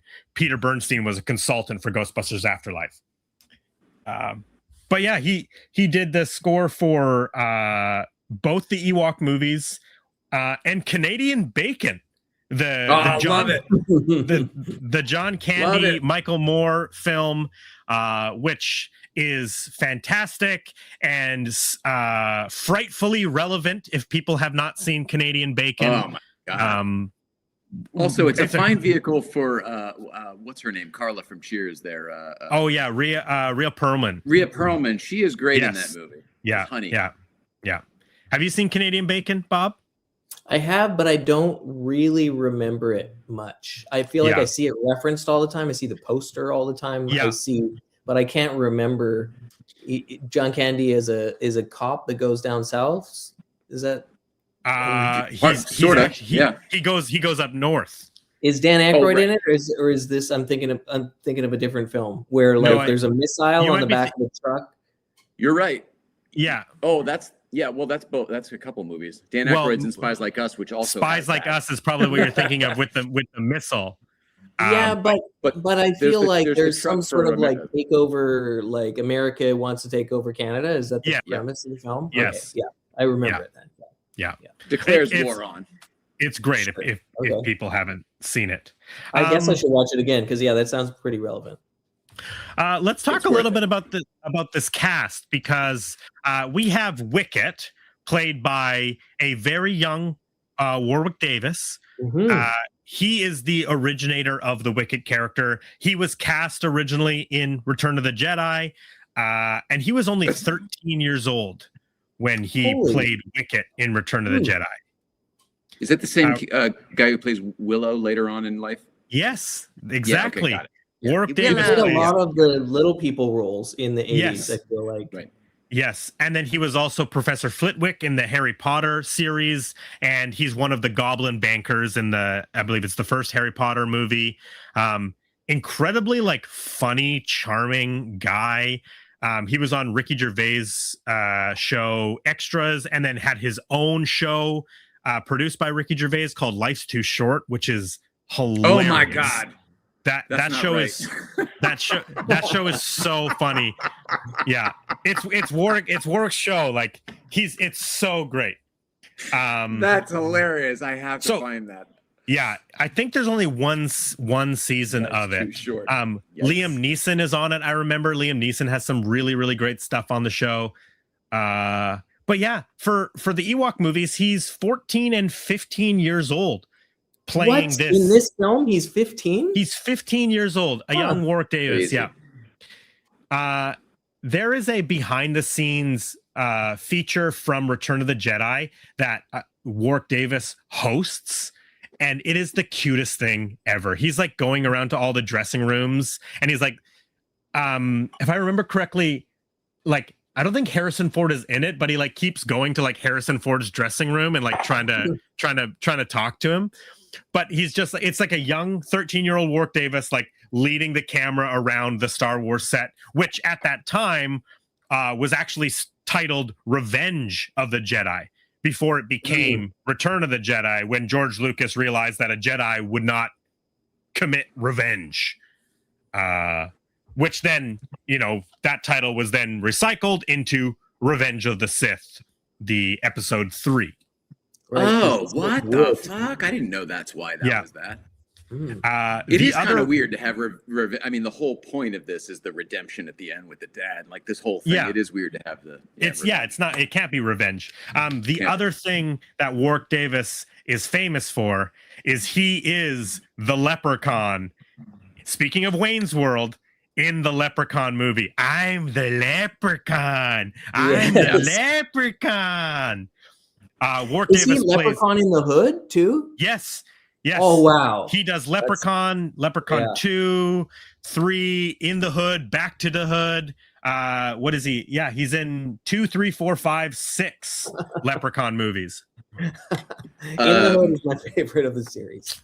Is there a new 4K of the first one? Because it was just $4.99 the other day, and it said 4K coming soon. I think you so. Can pre-order it. I think so. That is a big blind spot for me. I've seen the first Leprechaun movie, has a very young Jennifer Aniston in it. Right. That's all I know, but I don't think I've seen it. Yeah, I say that's my favorite one because it's the only one I can remember, and it's so goofy and weird that he goes to like Compton and he lands in Compton and there's actual gangsters and he gets involved in like he has a Glock and it's like it's a so it's modern day. Well, well, of course I guess it would be modern day, but that's weird. Yeah, there's two of them because there's Leprechaun in the Hood and Leprechaun back to the Hood. And then there's Leprechaun in Space. They're not good films, but they're memorable. In Space. Again, past and future guest Jacob Walsh from our Day of the Dead episode. I know he is a massive Leprechaun fan, so I'm sure. I've always wanted to get into them. I love Warwick Davis, but it's just I've just never gotten around to it. Are any of them 1985? Do we have a shot here? Is any of them? No. Oh, okay. They're later. I actually don't even know when the first Leprechaun movie is, but I think it's late 90s. You're right. Yeah. No, you're right. Because Friends like, it might be 89. I feel like when I was in grade 7, it might have been on the VHS shelf. But let's see. I think I have it right here. You do? You have it? I'm sure you do. I may have it right here. He definitely has it right Chances are good. I think he's what are the bets that what he's bringing back? I think he's bringing back Into Hood because that would be one that you'd have to have. And Leprechaun. If he has it, it'll be the whole Leprechaun collection. It'll be whatever he's got here. That's what I think. What do we got? We got the 8 film collection. You're right. 1993 or 1992. I was like, there's no way. What's that? 93? Yeah, 92 actually, I believe. Huh, that makes sense because Friends debuted in 94. So that makes sense. Or no, sorry, 93. This is 93. Oh. Wow. There's a weird trademark that says 92, but the year underneath it says 93. Yeah. The 8 film collection. Was direct to video, right? That wasn't a theatrical release, was it? Probably. I think it was theatrical. Oh wow. Maybe they're eventually straight to home video. Leprechaun 2 might even be straight to home video. Yeah, Into Hood was almost certainly straight to video. Yeah, so we've got I just don't remember Leprechaun 2, Leprechaun 3, Leprechaun 4 in Space, Leprechaun in the Hood, Leprechaun back to the spelled THA Hood, and then Leprechaun Origins, which doesn't seem to have Warwick Davis in it, and Leprechaun Returns. Huh. Yeah. Maybe is he in Returns because he returns to the franchise? No, it doesn't look like it, but you know who is in it? Mark Holton from Pee-wee's Big Adventure. Francis is in Leprechaun Returns. Yeah, so it looks like Leprechaun Back to the Hood is 2003, and then Leprechaun Origins is 2014, and it is a WWE, like Worldwide Wrestling Entertainment film, WWE Studios, and then Leprechaun Returns is 2018. You know, I was watching the trailer for the first one, and Mark Holton was in that too. So he must be in this. He must be in this series. Oh, he is. Yes, he's in the original Leprechaun with Jennifer Aniston. I'm the leprechaun. I'm the leprechaun. Wayne's World's all over this episode. Stop. Yeah. So I mean, Warwick Davis rules. He's great. Like Wicket is a fantastic little character, and it seems to be a signature. When I watched this, I knew that was the same actor in that suit as it was in Return. Like I was like, oh yeah, that. I agree with you. Like, I agree with that. Even though he's just walking around doing this, you know, like, and there's no, it's not his eyes, it's not anything. This is moving. The way you could tell Kane Hodder was Jason, or you know, I mean, there's something about that movement. Mm-hmm. Yeah. I mean, Warwick Davis does have a very distinct walk, right? The way he carries his body, you know, it's very distinct to himself. It was also very clear there were some good Ewoks and some, you know, not so great Ewok, like good Ewok actors, I should say, and some that were maybe, you know, look like somebody in bear pajamas. You know what I mean? There was a zipper that you could see in one point. No way. No. Yeah, not a zipper, but just a line where the zipper was when they. Oh yeah, like where the fur would sort of meet. Yeah, they come flying out of the castle on the zip line, and then he hits face first, and you just see him from behind. And my that may be the one I was thinking of. Yeah, where it looks like a bear suit. Yeah, it looks like a suit. Yeah, but Warwick does not look like a suit in any of them. You know, I wonder if there is something to be said about stunt performer Ewok suits, because if something goes wrong, they have to be able to get them out of the suit quickly. So I wonder if the zippers are more obvious on the stunt performers versus like Wicket's costume. Interesting. That's just a thought. The Mythbusters would stamp that plausible, Brandon. Yeah, exactly. It definitely didn't seem like when you see a big group of them, there's ones that are like, oh, that's a person in a suit. You know, there's ones that are definitely less convincing when they come in numbers more. And same with the Marauders. When the Marauders are all running and you see some of them it looks like they got ski boots on and stuff. Some of them, like all these different weird colors you don't think should have. Is that the name of the Gwar people?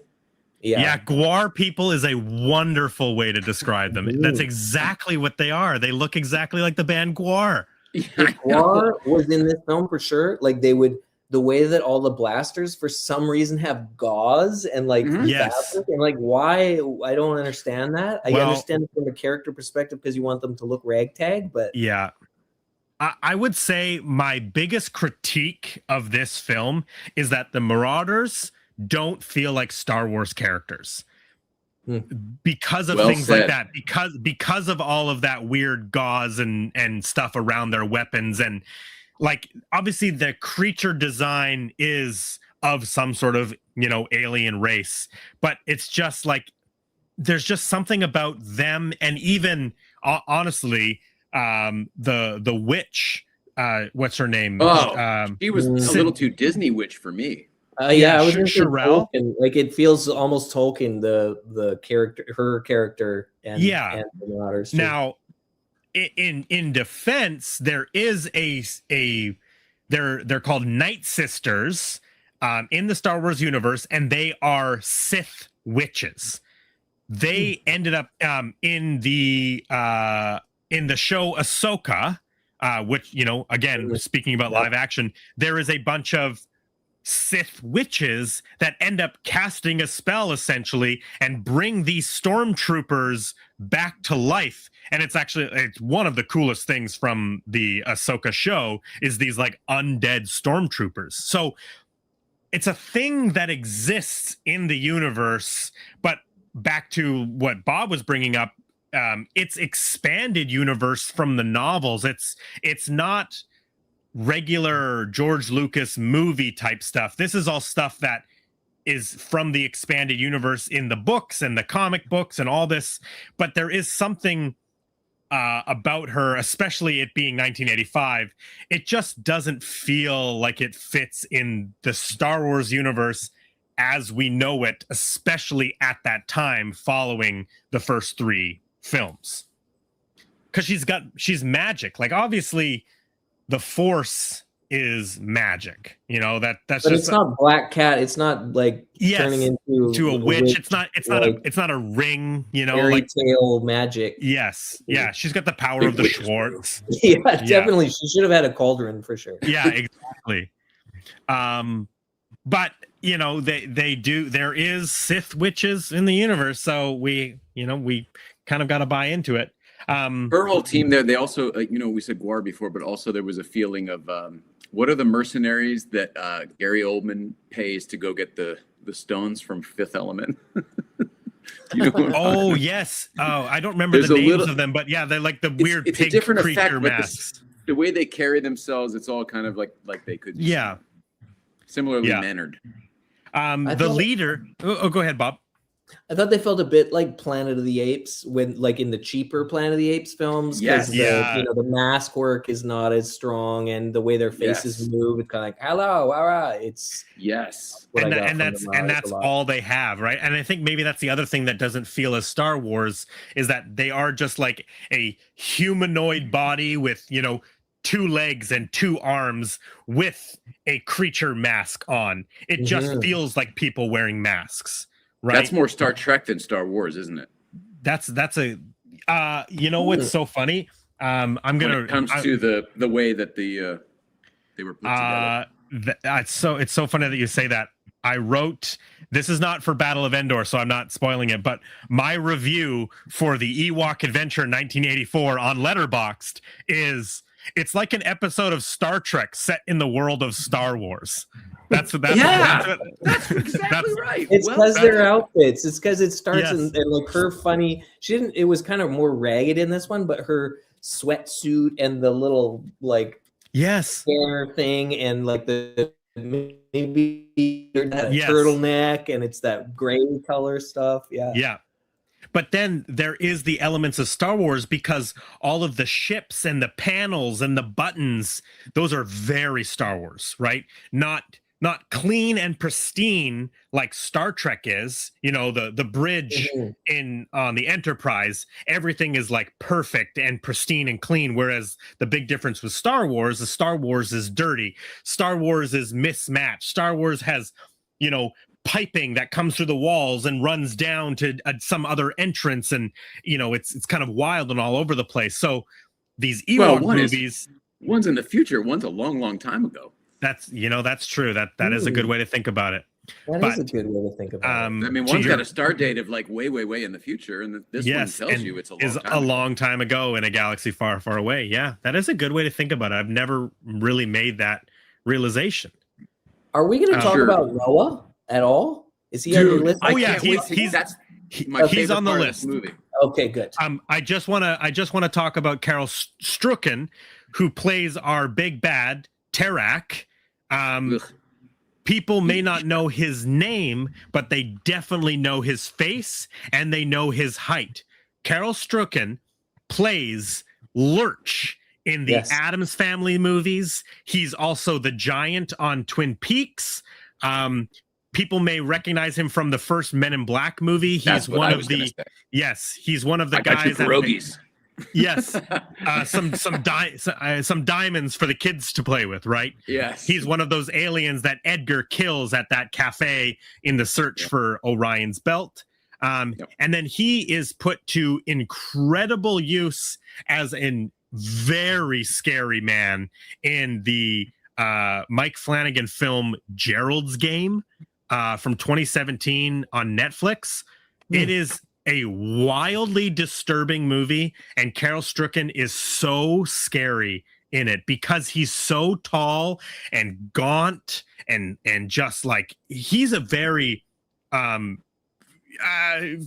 with so much respect to Carol Strucken, he's a freaky looking man, right? I mean, that's why he's Lurch, and that's why he plays an alien in the first Men in Black movie. But he is unusual. I feel unusual. I wouldn't call the man freaky, but unusual. Yeah. He's freaky looking. He's and that's why I say with all the respect and love. Because they cast him, and because my wife noticed that. She was like, "Oh, he's in it," and because she had looked up who was in the film, and then I was looking for him, and I didn't put together the fact that it was him, like, because me neither. He's so tall. They didn't make him look more tall than the other people, even though they did have a little person cast as a marauder. They he had the full mask on, so you don't get his gauntness, you don't get his long face, and because he just has this mask on, it seems like not a wasted opportunity because he had to be that whatever species he was, but it's interesting. Well, I mean, but then why hire that guy to do it? You're right. Yeah, you could have just hired anybody. Yeah, but that's what I was going to say is that a lot of the time, I guess he's not wearing full body prosthetics, but a lot of the time, like, they hire skinnier, taller people to play these masked, characters because the prosthetics don't look as big on a very skinny, slender person's body, right? Like, one of the biggest, most famous costume performers is the actor Doug Jones. Doug Jones has been in almost all the Guillermo del Toro movies. He played the Fishman in Shape of Water. He was, I guess, the Fishman in the Hellboy movies. He is the weird, like, eye in Pan's Labyrinth. Oh, wow, okay. Yeah, that's Doug Jones. The man has had an incredible career. He's on What We Do in the Shadows. He was in Hocus Pocus. Was he on Prometheus? The big alien?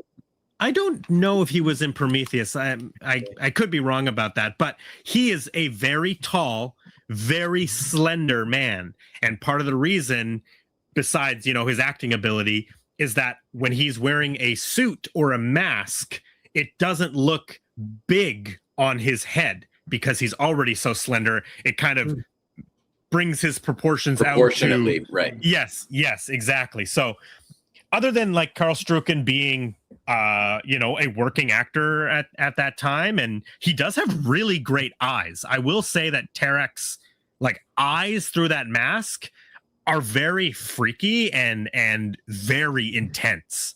But I'm going to assume a big part of the fact that he was cast is because he's very tall and skinny for a masked character. Mm-hmm. Well, this since we're on masks, can I ask a Star Wars question? Of course.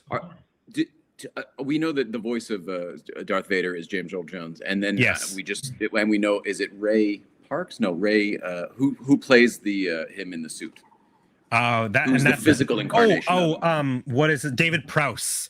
David Prowse, right? The bodybuilder, yeah. And then the actor at the end, when they take the mask off, is yet a third person? Yes, Sebastian something. I can't remember his last name, but it's Sebastian something. Thanks. Let's see. I haven't been keeping when up. We were talking about Hayden Christensen and that whole thing. I was kind of like, do I ask this question now, or I'm going to sound like an idiot if I don't know? So three different actors played Darth Vader in those first four. Okay. Exactly. Yes. Wow. Sorry for the Well, let's get to it. Let's talk about Noah, Mr. Wilford Brimley. Wilford Brimley. The second time we're talking about Wilford on this show, because a few weeks ago we covered Cocoon, and he's awesome. One of the big stars of Cocoon. That was my 5-star. Yeah. Okay. We couldn't think of it last week. As we learned in the Cocoon episode, I don't even know if you know this, Bob, but have you seen Cocoon? Yeah. Okay, so it takes place in like but it takes place in a retirement home. Yes. Yeah. Right. Bunch of senior citizens. Seniors. Yeah. Did you know that Wilford Brimley was only 49 years old in Cocoon? No. He turned 50 during production. You and me, man. Now, granted, I'm 48, but I'm right there. He did dye his hair and he dyed his mustache to make it gray and look older. But it's just one of those things that everybody else in that movie is of the age that they're playing, the seniors, early 70s, if not later. But yeah, Wilford Brimley was 49 years old when he started shooting Cocoon. How old was the grandson's? Like 12 or 13, right? Maybe call him 10. Call him 10. He's only 30 years older than his grandson. Exactly. Yeah. Hey, it happens. Hilarious. So yeah, Wilford Brimley plays the character Noah, a kind of begrudgingly kind man. Shrek. Shrek. He lives in a stump in the woods. He's Shrek. Yeah, he lives in a stump. He also and yet he lets the donkey in anyway. Yeah. Yeah. He has been alone for a number of years. We find out that his traveling companion, his partner, has disappeared to go look for the power crystal and never came back. So he's basically by himself, talking to himself. He's got Teak, which is his friend, but Teak doesn't speak the same language as him. He is a interesting character. I'm kind of torn with his character because I like how gentle and kind he is, but this is the third time I've seen the Ewok movie. I just find it like, I don't know, maybe annoying, or I just don't really like his performance or the way it's written, that he doesn't relent to the fact that he is helping these people. I don't know. I maybe you guys have a completely different take on it, but it's like, it's funny the first time, it's charming the first time, but then he keeps doing it, and then eventually makes the two beds, but then says that I made two beds because I didn't know what size you wanted, right? I don't know. I couldn't remember how big you were. I couldn't remember. I couldn't remember your size. It just didn't hit me as charming this time, I will say. Oh, It did to me. I fell in love with him. Yeah, I love it that took character. me a minute, but at first I was like, oh, where's this gonna go? But I was charmed by it. Yeah, and maybe it's because I just like him as an actor, and he's just this big old Quaker in space, sort of like. Yeah, I don't know. Yeah, I was expecting the gruffness to outweigh. I wasn't expecting him to get so soft so soon, to be honest. true. Oh, Yeah, that's true. It happened pretty quick. Yeah. It was like in the span of 2 minutes where he's like, okay, fine. The fire. Yeah, you're going to burn the whole forest down. You got to do that in a fireplace. Even the kids are like, are you saying what I think you're saying? Yeah. Yeah. Come on. Yeah, dude. I mean, I think again, like this is this movie is for children. So like I understand the like they're playing with the dynamic, right? Because he is gruff, but he is kind, right? So I guess it's like, you know, it's a something that kids can understand, right? He is making it so obvious. I don't know. I wasn't as taken with Wilford Brimley's performance in this viewing of the Battle for Endor. Wow. To go back a little bit, the introduction of the character Teak, I thought he was way more sinister, because at first you're sort of led to believe that Wilford Brimley is like kind of sinister. It's how I felt. Oh, is he the way they're shooting it when he's walking up and stuff? Like, is he what's he doing here? Like, he comes in, they're in this house, and you expect like somebody to kill them. But I didn't think that Teak was a friendly character. I thought he was some sort of forest. He lured them there, right? That was going to, and then somebody comes in and actually. Hansel and Gretel or something. Yeah. I really didn't think. Maybe it's partly because I don't like the way the character looks, and he looks like a little weasel, and I don't know what it was, but. This guy? What? Yeah, that guy doesn't look like a weasel, but the one in the film does. But yeah, I don't feel the same about Wilford's character as that you do. Yeah, that's fair.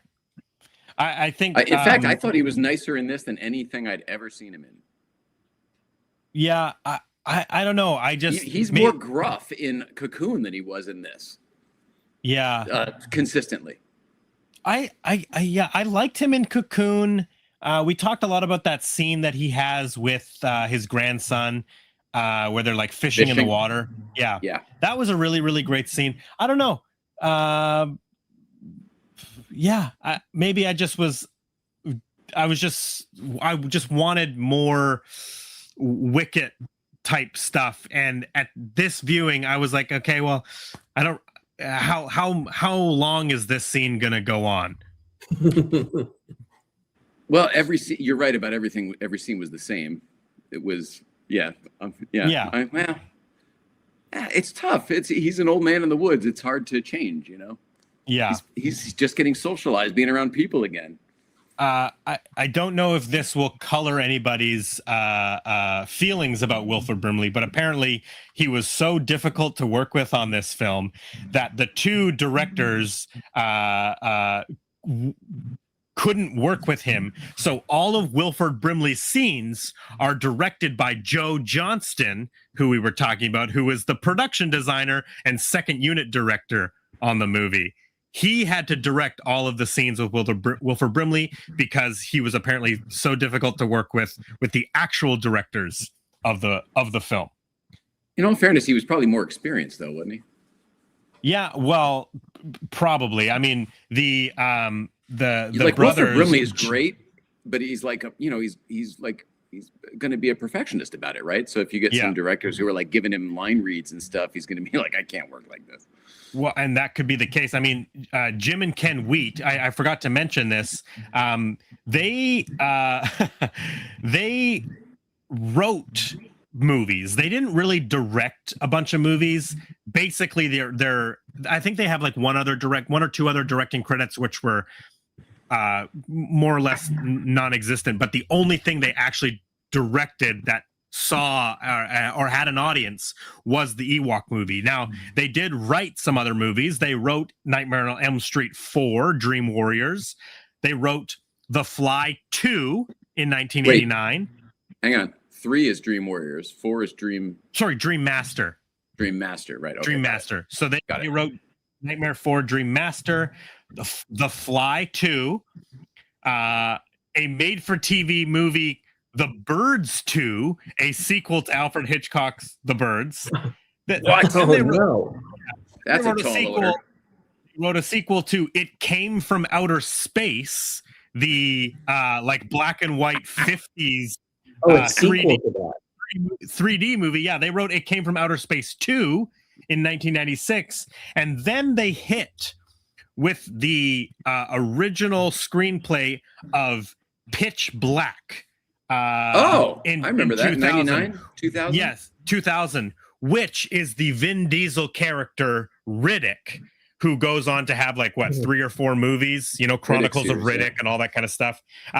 So the writer and director of Ewoks Battle for Endor ended up creating the character of Riddick in the Pitch Black film. But to your point, Jay, I could see that. I could see that, this is an ABC made-for-TV movie. Wilford Brimley is a movie star. Like he not only is he an actor and other things, but he has Cocoon in the same year, right? So he's a legitimate film actor coming and doing this silly little family ABC movie with these furry bear people. Obviously a paycheck's a paycheck, but I could see the reason that you stated of like working with inexperienced filmmakers as being something that he butts heads with. I've seen it, so we definitely know it exists. Yeah. And he does strike me as perhaps that type of personality. Yeah, maybe he just is grumpy and he's typecast. He's just like not easy to work with. Yeah. Well, have you ever heard anything about working with him? That's certainly what I've always heard.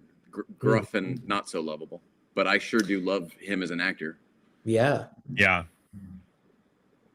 Where are we here? Where and I really enjoyed him as Noah. I mean, every single time, even when the Ewok gets caught up in the rope outside the spaceship, and before he's, who's going on? What are you doing? You keep thinking he's gonna, and even then he's like, I'm sorry, but you shouldn't have been over here. Yeah. I don't know. I liked all of that. I guess maybe I wished my parents dealt with problems that way or something like.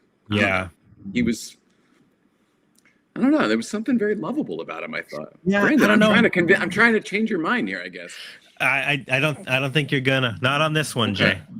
All right. I just didn't. I don't know. I didn't find it funny. I didn't find it charming. That's really, I think, and maybe the fact that to me it felt like he was trying to be funny or something. That's kind of maybe the impression that I'm getting from it. It seemed like a lot. Maybe they were trying to direct it into it too, because it has these moments of child silliness, like that the kids are gonna laugh at, like when the Marauder gets shot in the ass and it goes ooh, and the Ewok is like yes, like that kind of, or an Ewok, or when he sits on the hot poker, exactly. So I didn't think it was trying to be funny. Maybe that was an oversight by me. But yeah, I also didn't find it funny at all. His character funny at all. Like none of those moments seemed. Yeah, and we are talking about a movie that is made for children. Like it's a family film, and all those moments that you were just talking about, those are cartoon comedy moments. So that is for your 6 to 8 year old demographic laughing at somebody getting shot in the ass or sitting on a hot poker, right? Or when Teak lights the pile of hay underneath the Borg's foot, and it has time to light a fire under its foot so that it causes a stampede. Like, oh my God, that would be hilarious if you were 6 for sure. Exactly. Which is, go ahead. No, I'm sorry. It's back to, I just realized I saw a note there. I got emotional during the muffin scene when Wilford Brimley first starts to come around. I realized I really liked him. Mm-hmm. When he's like, oh, these little muffins. When and he knows he's going out and giving them to the kids. Mm-hmm. Well, the Ewok and the girl. Yeah, sorry. Did you think that he knew that he was giving them to the kids? Yeah, I think so. I think it was implied, and then I think even during that, when he runs really fast, I think Wilford Brimley sees him out the window and watches. Yeah, he does. Right, that's correct. Yeah. But then he pretends to, and he's like, "Oh, you ate those really fast. Oh, you some appetite on you." Yeah, and again, I think that's the energy that is for kids. All of that that's the stuff that's for the younger audience, right? That sort of that playful dynamic that they're trying to present. Yeah. And he's just a lovable grandpa kind of character. Like, I know what you did, but I won't tell either, you know? Yeah. Okay. Speaking of Teak in that sequence, one of the special effects, the way that they achieved in 1985 Teak running so fast is they actually shot him at 1 frame per second. So the actor is actually moving and running, but the camera is only shooting 1 frame. 1/24th. 1 frame. 1 frame. And then yes, when they speed those initial frames back up to 24 frames per second, that's how they get the exactly 24 times speed of Teak running through the forest, because nowadays it would just be the actor or the character leaves frame and then it's a full CG, character running away, but they couldn't do that. So it's a full practical effect of whenever you see Teak running around the trees or running through the door out, that is actually Nikki, the performer in the suit, running that distance. They're just shooting it at 1 frame per second to then speed it up in the camera. Do they switch the frame rate? Because there seemed like there was somewhere she would be standing there and then she would take off, or would that just be a kind of switch? Yeah, I think it would be a cut. It would be like she would like be standing there in the same position, and then exactly. And then they have to adjust the settings on the camera to now shoot the one frame. I like that. I liked how I look back like I got all the time in the world, and they're like, "Come on!" He's like, it's no big deal.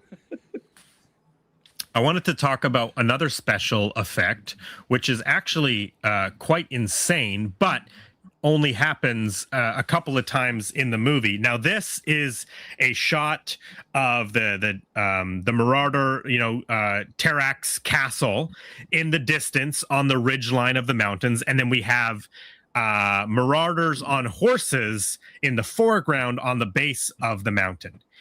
The cool thing about this shot, so this is a technique called latent image matte, or an easier way to describe it is it's an in-camera matte. So normally a matte is done by a big painting. Let's see this. I'll crack open my Industrial Light and Magic book. Or is it here? So this is one of my favorite things. I got to move this out of the way. But so this is actually here. This will be a little bit easier if I do this for a second. So this is from the end of Raiders of the Lost Ark. So this is the government warehouse where they're going to be hiding the Ark of the Covenant. And you can see in the middle here, there is a black section. That is where the actual film gets placed, like the image that they shot of the guy pushing the cart. This is a giant painting, and then they superimpose optically the image that they shot of the guy walking with the cart into that black square. The only movement we actually have in that scene is the guy pushing the cart. Exactly. So I believe there's camera push in on the actual mat in that shot, which makes it feel like a real place. But so it is. First of all, that's one of my favorite matte paintings of all time. What you just it's insane. So Star Wars has all of these matte paintings. All these movies. Blade Runner. There was a technique. Where is it? Right here. So there was a technique that they developed, and it was in-camera matte. So the way that they did it is they picked this this mountain ridgeline, and they would set up a model of the castle, and they would actually physically block out. You can see it might be a little bit difficult to see, but on the camera lens, they are physically blocking out the bottom half of the mountain to be able to shoot. So if you look at the film strip on the left-hand side, you can see it's all black at the bottom of the film strip. That is because they've actually covered with black, tape or fabric, essentially, the bottom half of the film to shoot the model of the castle at a specific height, making it look like it's sitting on top of the hill. So they shoot that sequence on film, and then they run the film backwards, and then they uncover the bottom half of the mountain and then cover the top half where the model was. And then that's when all of the actors come riding down the hill on the horse. So that black section that was at the bottom was unexposed film. And now that they've ran the film back and are running it through the camera again, the top half of the shot, which was the model, is already on that film, and now they're exposing the bottom half of the film with the live actors running on the hill. And this is the kind of stuff that I just find so interesting, because they were subject to the technology that they had. They did not have computers, and they had to figure out how to get this giant castle to look like it was on the hill. And it was just these incredibly dense camera tricks that somebody had to figure out. It's just wild stuff. And they're just out here in the desert covering up the camera with black, tape or paper to get that shot. So cool. Yeah. By the way, that's a massive cost saver there. All this crazy science you're talking about is a massive cost saver to have this done in camera and then have it all processed at once and not have to do that post. Yeah, it's just, and this shot goes by in mere seconds. Yeah, but when I was watching it, though, I was like, wow, is that a real castle? I was wondering that. I was like, does that exist somewhere? Like, did they shoot this before? They rack the focus just right where it looks real. Yeah. And then looking at that going, how did they get the focus on it to make it look like it's behind those guys when it's actually right in front of the camera? Yeah, they have to build the castle up. It might be hard to see, but it is in one of these photos here. They have to build the castle up on a stand and put it at the perfect height so that it looks like it's sitting in the top. That top right photo, the castle is sitting on a stand at the perfect height for the hill. Bob, I think I'm picking up some background noise on your microphone. Just something to be aware of. I'm hearing it too. I don't think it's me. Interesting. And it's silent here. It was like kind of a. Yeah, because I can hear like talking. I can hear too. Here, let me mute myself.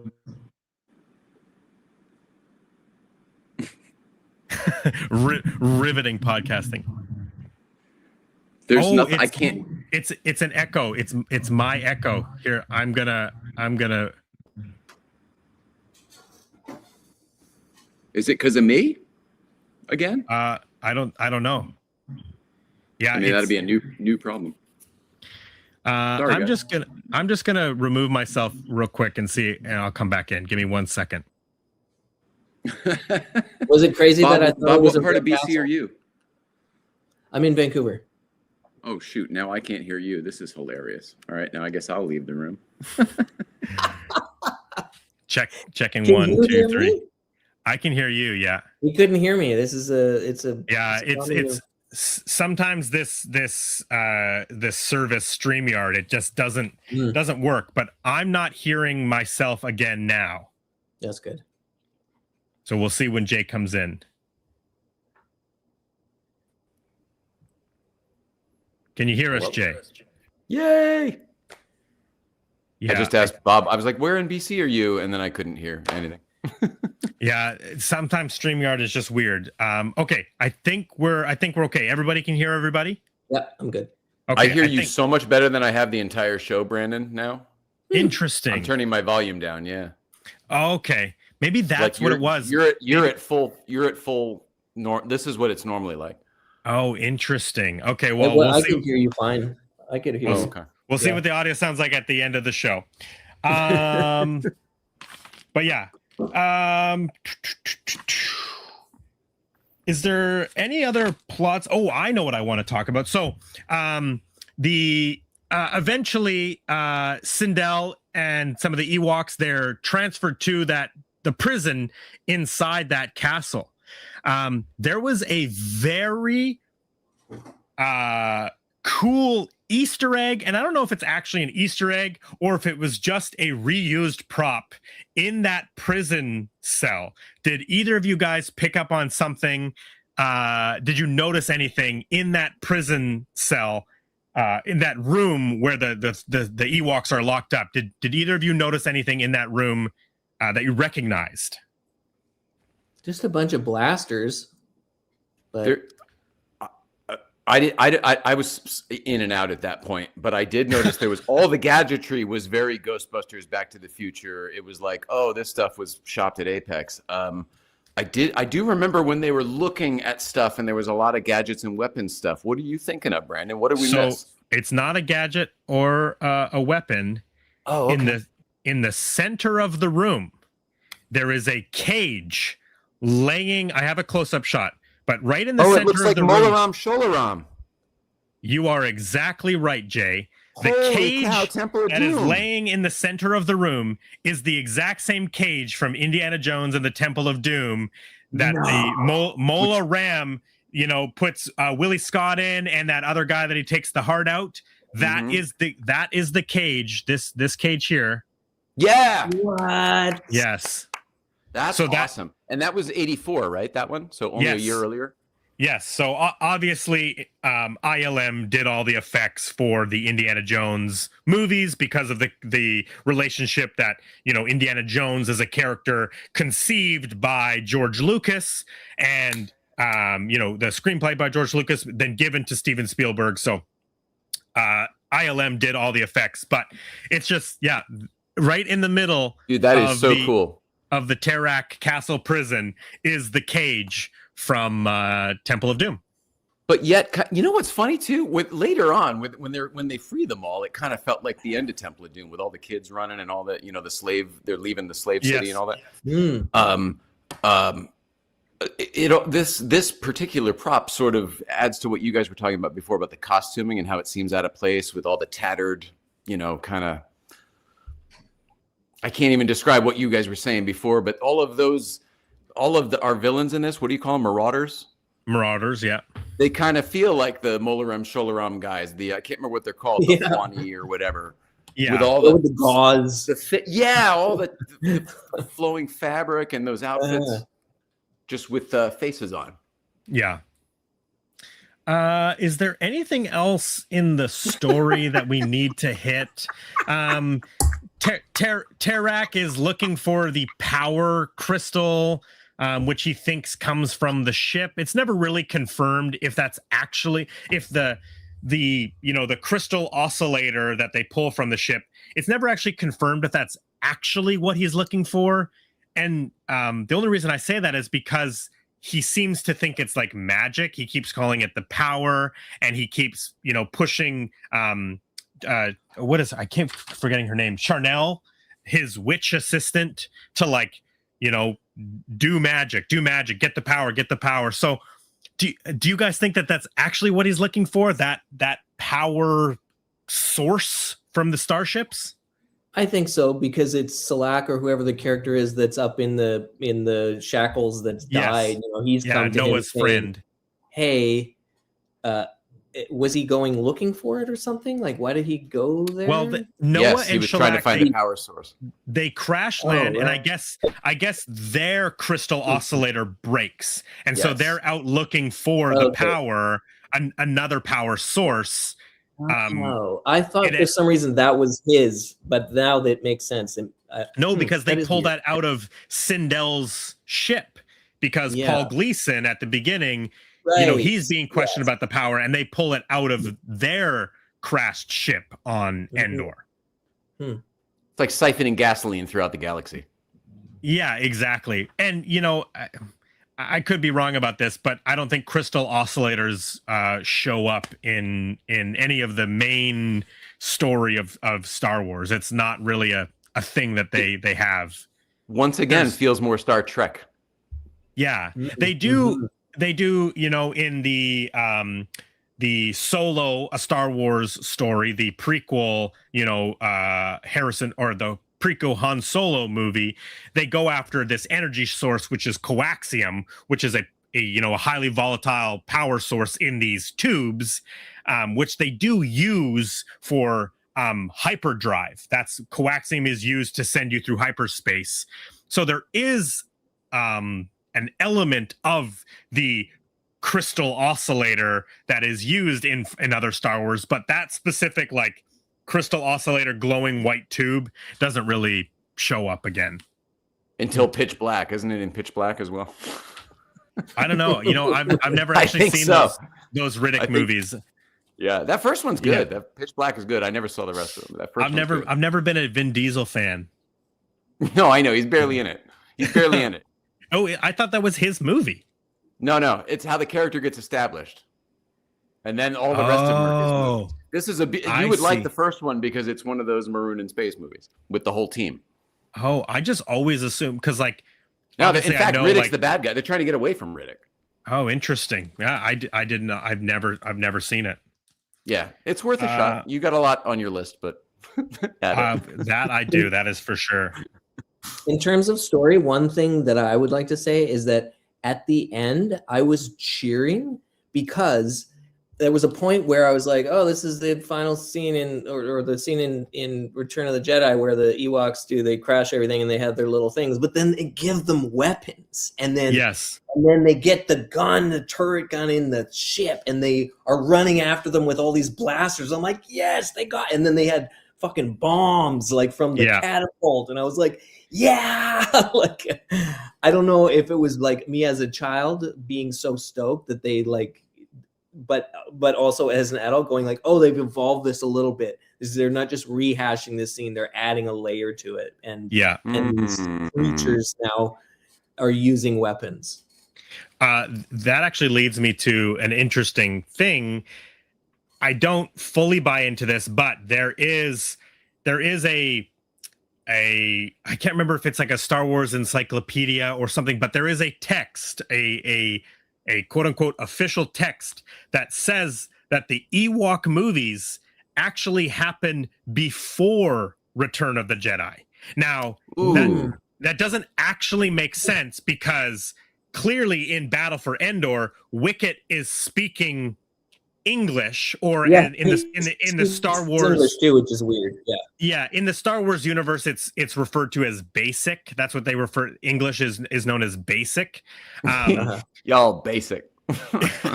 So the fact that Princess Leia can't communicate with Wicket in Return of the Jedi doesn't really make sense. Now, the way that they've explained that off is Sindel and her family speak a different type of basic. We, the audience, hear English, right? Because we're watching a movie. But in the world of Star Wars, even though Sindel and her family present as humanoid people, they speak a different version of basic than Princess Leia and Han Solo and Luke Skywalker. So that's why, even though technically Battle for Endor is a prequel, that's why Wicket doesn't understand or can't speak the words that Princess Leia is speaking. That's how they get around the explanation of it. That's a tidy bit of housekeeping, isn't it? It really is. Yeah, exactly. Moving the story right along. I don't think it, other than like, I mean, maybe, I don't know. Like, I don't see why these movies can't be after Return of the Jedi, right? Like, there's no real reason why they couldn't be. Other like the Forest Moon of Endor is liberated, you could say. Like, obviously, there's in Return of the Jedi, there is a Empire presence on the moon. They have their bases that they've built there. There's obviously stormtroopers, and so the end of Return of the Jedi, the moon is just liberated and the Ewoks can go back to living in their trees and hunting. So it's just one of those things that it doesn't really make sense, but technically these movies are before Return of the Jedi. Huh. Maybe just they wanted to explain why the ruins aren't there of the whatever the thing was that they had on the planet that they built. Oh yeah, there. Interesting. The power generator for Death Star 2, plus there would be all those AT-STs, the remnants of that. There would be like stormtrooper armor everywhere. There'd be dead bodies all through the forest. Yeah. That's such a good point. So yeah, you're right, Bob. That's probably exactly what it is. They just didn't want to have all that set deck to put up and explain why it's all there. Did either of you guys ever watch? Oh, sorry. Go ahead. No, go, Bob. There were stumps as well. Coming from a forestry family, I noticed there were old growth stumps, and at first I was like, "That's not." And then I was like, "Well, the Ewoks would have cut down the trees to make maybe, that reminds me too. So the Return of the Jedi is shot in California, I believe, like Northern California, in like the redwood forests. Yep. Both the Ewok movies are shot in Marin County on the Skywalker Ranch. Yes, so George Lucas's Skywalker Ranch is like 5,000 acres or something. And when you look at it directly, I mean, you probably noticed this, Jay, going directly from Return of the Jedi to Battle for Endor, it's a different forest. It's a different forest growth for sure. Later on in the movie, we get to areas that look like the Endor from Jedi because they're enclosed. There's all that nice mist tall and all trees, the atmosphere. Yes. Yeah, and then it feels like it. But in the opening, I told you, it felt like have you either of you ever seen Heidi? It opens with this helicopter shot of her running down these fields on a Swiss mountain, and that's exactly what the opening of this felt like, with the Ewoks running down the hill. Yeah. Wow. I thought it was a golf course at first. The manicured lawn from that area. Yeah. Perfect green. I'm like, who's mowing that grass? Yeah. Little Ewok out there with with a scythe, Perfect. But yeah, it does have a little bit of a different look, but that's because they shot it on Star Wars property. At least later on, there are like arearea where it does feel had a semblance of the same place, and it had the same feeling at least. Yeah, but even Wilford Brimley, that whole area of the forest with all the pine needles, I'm like, this is not Star Wars. Mm-hmm. I also realized I guess in this one we don't really see a lot of the Ewok village, and that's one of the things. Ewok village, really? Yeah. I love the Ewok village in Return of the Jedi, right? I love all those huts and the bridges all in the trees, and you don't see any of that in this movie. Well, yeah, there's some of it there's none of it up in the trees, but there is some of that stuff where the cart is overturned and stuff, but the it's not as in depth for sure. Yeah. You don't have that cool wide established. Definitely not living in the trees. Yeah. Which is one of the coolest things about the Ewoks. There is if people haven't played it, video game Battlefront 2, which is a Star Wars video game, PvP, there is I guess it's like a mini game inside the Battlefront 2 game called I think it's called like Ewok Hunt or something. No. I've only played it a couple of times. No, it's awesome. It's not what you think it is. You sound like Duck Hunt. No, you either play as the Ewoks or your stormtroopers, and it's nighttime in Endor, and you are either trying to run away from the Ewoks while the Ewoks are going after the stormtroopers. And it is honestly one of the scariest games I've ever played, because you're like, it's dark, you have like a flashlight on your blaster, and you're running around, and you can hear all the Ewoks running through the forest beside you, and they're pelting you with rocks, and yeah, I mean, you shoot them, you shoot the Ewoks, and you're a stormtrooper, you're fighting them. But yeah, it's super, super scary. All these Ewoks chasing you at nighttime. I don't know. There's not a lot to talk about plot wise. It's very, very simple. Sindel's family is completely murdered. Tarak is looking for the power. They find Noah and I was going to say, in the beginning, when he's holded up, he does the He-Man line, "I have the power." He even says it the same way. He does say it the same way. Yeah. I do kind of I like the little escape sequence. You know, they're in that cage being towed by the blurgs, and they pull up that one floorboard and they realize that most of the Ewoks are too big to fit through, but Wicket can fit through, so Wicket and Sindel escape. I thought that there was a chance that Sindel was going to stay when Noah left at the end of the film. I was like, she could stay and live with the Ewoks because her family is gone. You know, she's going to go back to her home planet and to where she's from. But I thought that she had built this relationship with Wicket and all the Ewoks, that she was part of the family now, and not that she was as much Noah's family as, you know. That's not the way the orphan story ends. I guess is that the human leaves the child, but behind. But I thought I was like, he's going to stay. That was what I was thinking. But that would again, be funny. Tarzan goes back at the end. But if it truly is a prequel to Return of the Jedi, then she can't stay, because where is she? Where is she when Wicket finds Princess Leia? Right. Right. Oh, so If they're thinking of it as this prequel, she has to leave with Noah. Yeah.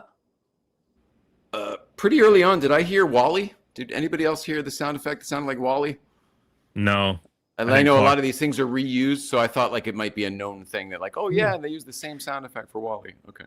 Well, I mean, we could go real deep with that, because George Lucas is actually the guy who invested in the company that created the Pixar imaging computer. No, that's what I mean. Which got the origins of Steve Jobs, and then Steve Jobs developed Pixar Animation, which, you know, did the Toy Story being the first fully CG animated movie, which obviously goes on, makes WALL-E. Disney buys Pixar and buys Star Wars. So you're getting the connection. That's what I was saying. Yeah. So nobody, but it's not like a known thing. Obviously. I didn't hear it. No. Okay. Ewok eyes are scary. They are scary. They are scary. I always like when the Ewoks stick their little tongues out of their obviously their masks have their teeth, and then they kind of like move their mouth to like make the teeth move, and then they always like just stick their little tongues out, and it's like it's always so funny to me. I thought it was funny that Paul Gleason went from Bender to Ender. And that's not meant to be a joke. It's just one of those like, oh, that's kind of weird, because that's funny. I have to tell you, I love the actor, but he was not so strong in this, in my opinion. I mean, it was a little light in the beginning. Definitely felt MOW. He's very underutilized. Like we just covered Breakfast Club last week. We know how great he is. I think he would have maybe, you know, really come alive if he didn't die within the first 10 minutes of the movie, right? We had some real scenes with him. I did wonder if that was One-Eyed Willie's map. It certainly looked a lot like the Goonies map that they were holding. That's funny. The plans, the blueprint.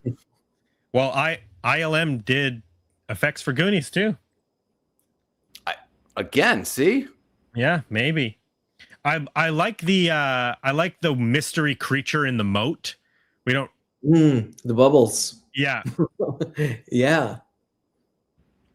I like the POV shot, very Sam Raimi, very like, you know, when Wicket is like legs are dangling in the water and like it's like coming up towards Wicket, like that shot. The stunt work, when they were coming out of the castle, the stunt work, I was impressed by the little people or whoever were in those costumes going down that zip line. Many of them coming down it. One of the Ewok performers is an actor that people might recognize. His name is Tony Cox. He's in Return of the he's in Return of the Jedi. He plays one of the Ewoks. What? But So no kidding. people might. We're talking about Bad Santa, right? Yes, what's his name? Like Maurice or something from. I think that's his character's the little name. But person yes, from Bad Santa. Yeah, the little person from Bad Santa. But he plays one of the Jawa, knockoffs in Spaceballs. He's one of those guys with Mel Brooks and merchandising. Tony Cox is in that scene. Spaceballs, the flamethrower. Is he playing? He can't be playing Yogurt because that's No, Mel Brooks is Yogurt, Brooks, but yeah. Tony Cox is in that scene when Mel Brooks is showing all of the Spaceballs, the lunchbox, Spaceballs, the flamethrower. But Tony Cox is I had no idea he'd been around that long. Yeah. I think it's Return of the Jedi is one of his earlier works. But he's also the weird little alien minister from Beetlejuice. No way. Beetle. Yes, he's Tony Cox is the costume performer in Beetlejuice. Dude, you're blowing my mind. I had no idea. I thought he came around in the '90s when Bad Santa came out. Yeah, no, that's just I was like, one this of guy's his. Great. He's gonna be in everything. Yeah, that's just one of his like face performances, right? A lot of his other performances are costumed characters. That's a funny movie, but his stuff in it is really good. Yeah, I don't really have any other notes. I'm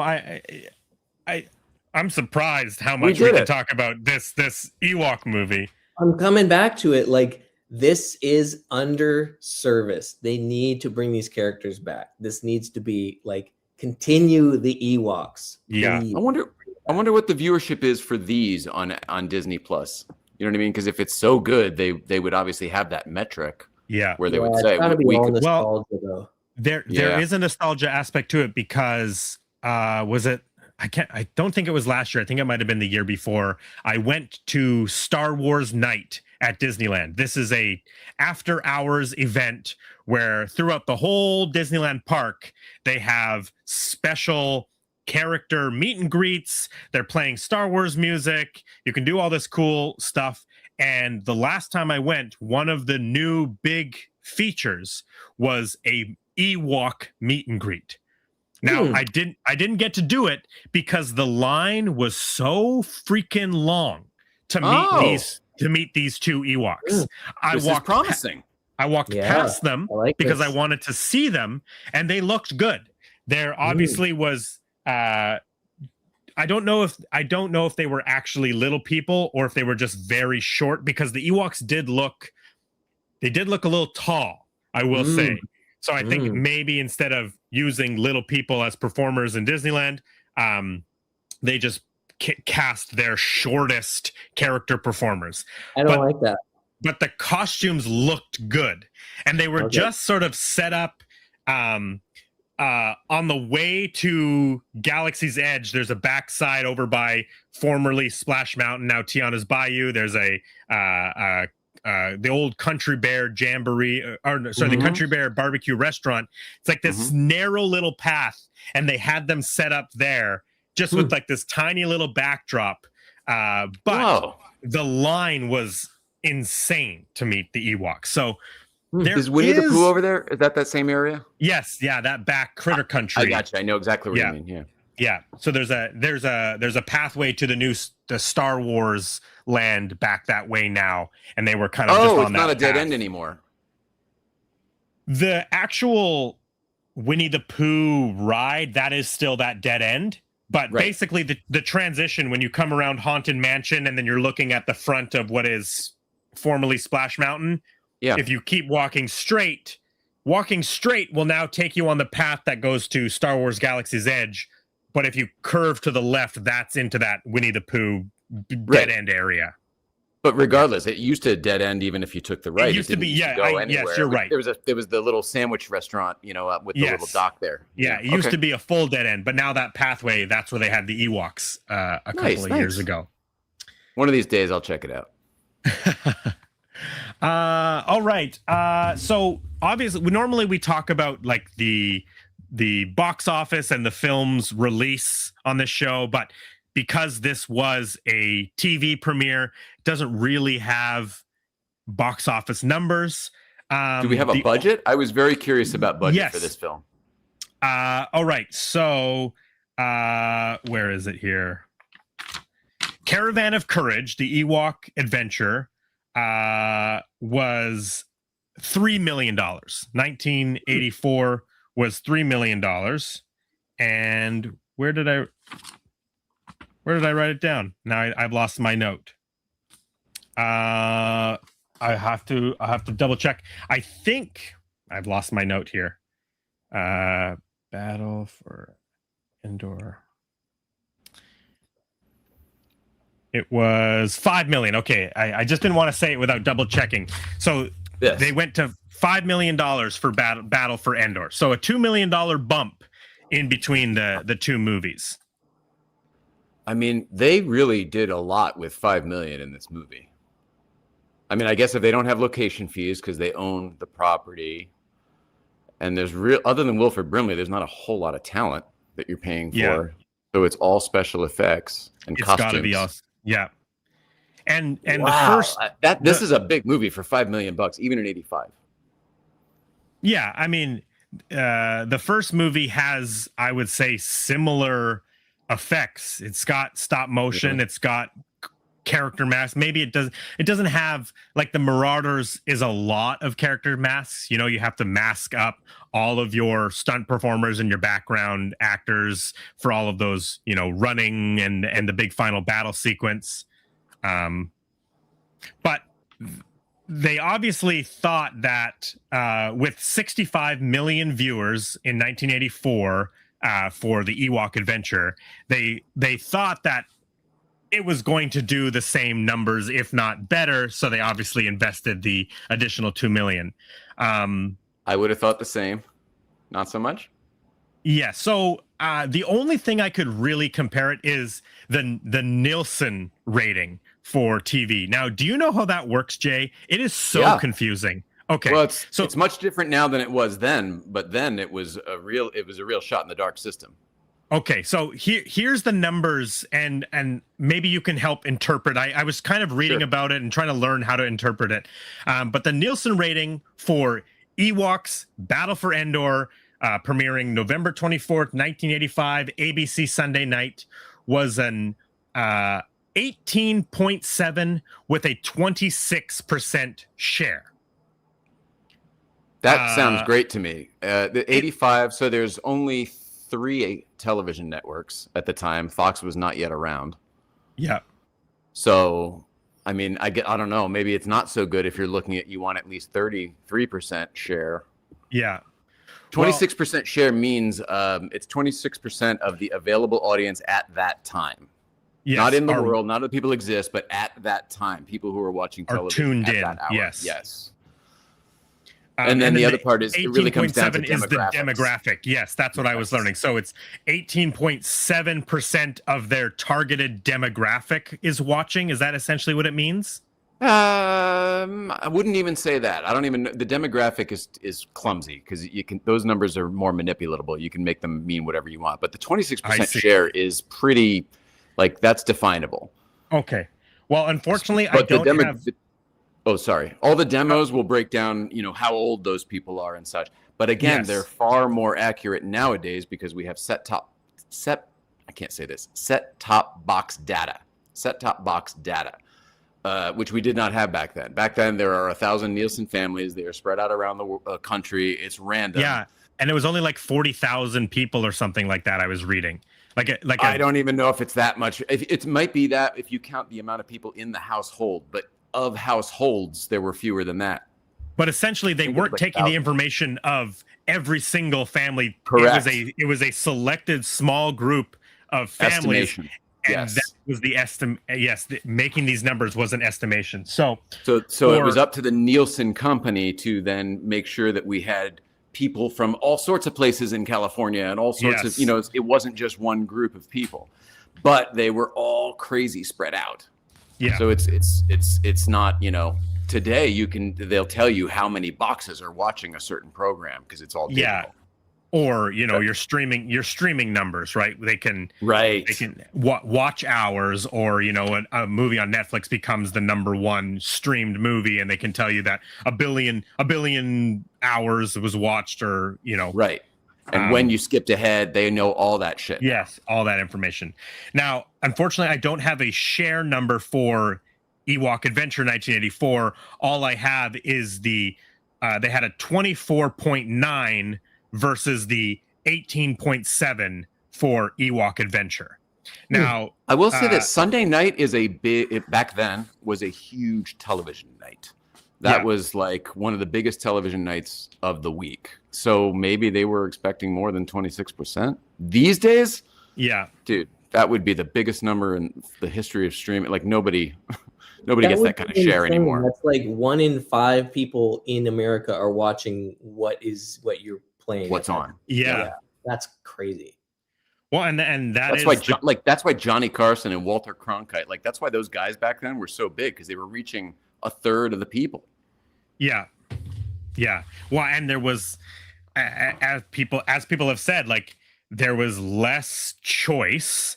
There was 3 networks that were making television shows. So, part of the reason, not just because Seinfeld was a great show, it also was just one of the very few shows that were on at that time at night. That's part of the reason why everybody was watching it, and then everybody was talking about it the next day, right? Yep. Now, I mean, I guess when Seinfeld came out, we had Fox, but still, what do we got? 4 channels?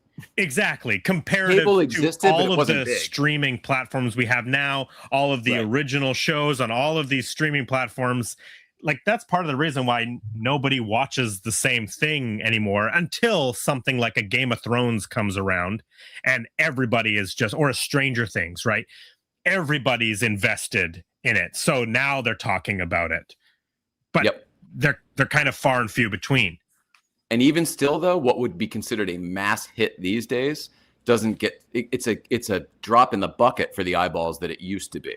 I know, like even just that number of 65 million people watched the Ewok Adventure in 1984. That's insane. Could you imagine like any TV show getting 65 million people to watch it? Like that's like Super Bowl numbers, right? Like that's what I was thinking of comparing it to the Super Bowl. Yeah. I mean, unless you're comparing it to like Mr. Beast, who gets, however many millions on his YouTube. Like there just isn't anything like that anymore. Yeah. And well, the other thing too, and you're talking about like, one guy. Yeah. And Mr. Beast amasses those views over still a period of time. Granted, when he drops a video, there is a huge influx. But 65 million people all sitting down Sunday night in front of their television to watch the first Wait, Ewok that can't movie? be right. I'm listening to that again. 65 million people can't be right. Okay, well maybe is that what it says? That's what the numbers were. Was 65 million of the people. American population. No, of people who are watching television at that time. But what I'm saying is, like, was the population not 300 million people? Yes, it was, but they weren't all watching television at that time. So it's a 26% or whatever the percentage is of the people who are watching television at that time. But where are you getting this 65 million number from, Brandon? It was a number that I found. So it could be, wow, so it is. That's amazing. Yeah. Because that's amazing. For Ewok Adventure 1984, I have 65 million viewers, and then the only other Nielsen rating number I could find was 24.9, but that is specific to that demographic that they chose. I don't have a share number for Ewok Adventure. I only have a share number of the 26% for 1985's Battle for Endor. That is wild, man. That is wild. Yeah. So and it is not considered a success?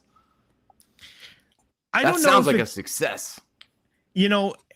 Yeah, I think it probably, Ewok Adventure, the first one, is definitely considered a success because that is the reason why the film got a $2 million bump And they produced another one within the year to have exactly 1 year later in November have a second Ewok movie premiere. Let's do it again. So clearly Ewok.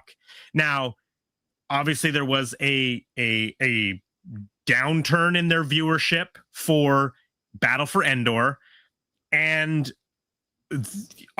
like the Star Wars movies were done at that point, right? George Lucas had told his trilogy, the story of his trilogy, and like I said at the top of the show, kind of was waiting for technology to catch up to make more Star Wars movies, right? So whether it was the downturn in audience numbers or if it was just like we're done with Star Wars for a while, I wonder at what point what actually caused Star Wars and Ewoks to not get a third one, because apparently there was a third one in development. Warwick Davis has said that there was a third one in development. It just went nowhere. I wonder at what point the Ewok TV show cartoon came around. Oh yeah, the cartoon, right? Was that like that between is a the really two good movies? point. I should have got that information. I will get Because that I wonder right if that now. helped it, hurt it. No change. The Ewoks animated series. When did it premiere? Let's see here. And I swear to God, I thought they had Ewok plushy, like Teddy Ruxpin looking doll. Didn't they have Ewoks? They must have, but they must have. So yeah. The Ewok animated series, September 1985 to December 1986. So right after the Ewok movie. Double down on the Ewoks. Yeah. Wow. Yeah, if I have it, actually, I think I have, where is it? Right here.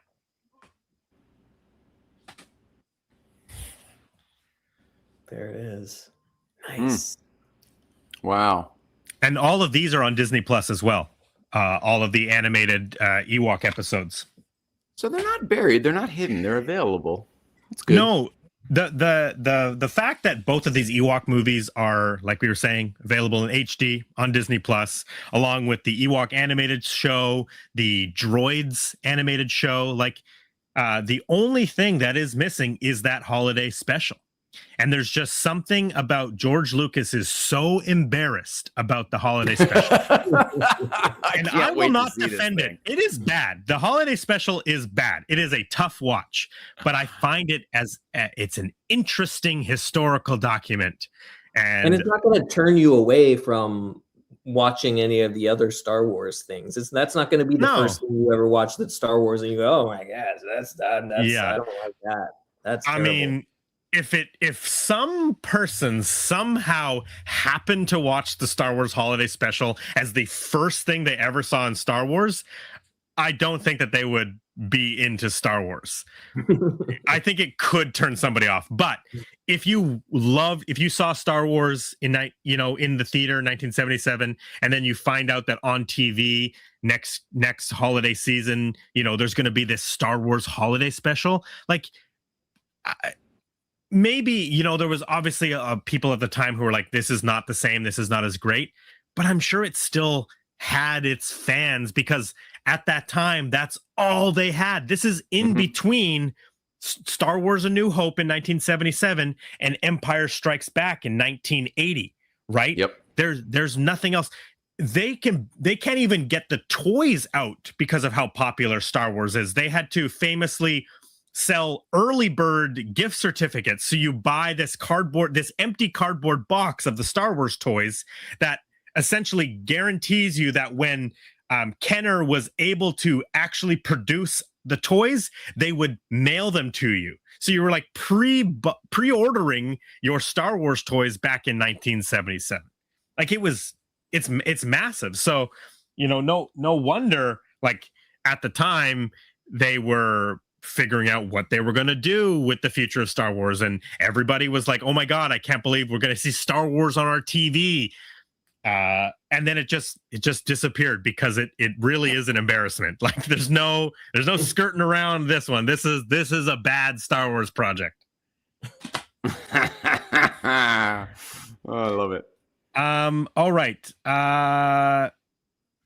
before we get into our ratings, I love the app Letterbox. Do you know Letterbox, Bob? Yeah. Yeah.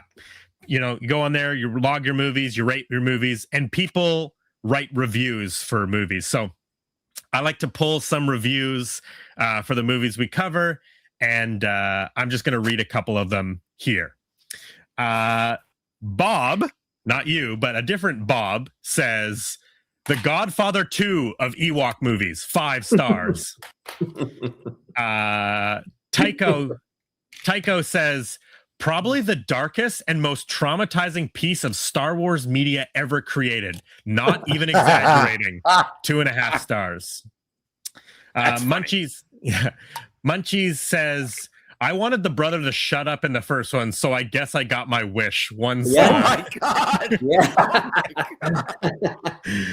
Yeah. Dan Art says, this film has been kept in its original 4.3 format to maintain the creator's vision. 1 star. Oh, mine was in 16:9. I watched it in widescreen. That's actually a reference to the DVD. The poor quality of the DVD is a 4:3 transfer. Gotcha. Die022 says, whose decision was to make the Ewok sequel so dark? Who was the madman who saw these furry fuzzballs and said, you know what's missing here? Death. So much death. 2 stars. You pick good ones today. And funny people really like this movie. Yes. Emmanuel03 says, it's actually the battle for the Forest Moon of Endor. 3 stars. What a dick. I love that one. I love that one so much. Actually, let's get into our ratings of the film. So we rate these films out of 5 stars. Half stars are allowed. Jay, do you want to go first, or do you want me to go first? I want to do whatever you want to do, Brandon. Well, I honestly, I was so, like I said, I was so excited when Bob picked this one, knowing your relationship to Star Wars and knowing that you were going to have to watch this movie. I want to hear your thoughts on Ewoks: The Battle for Endor.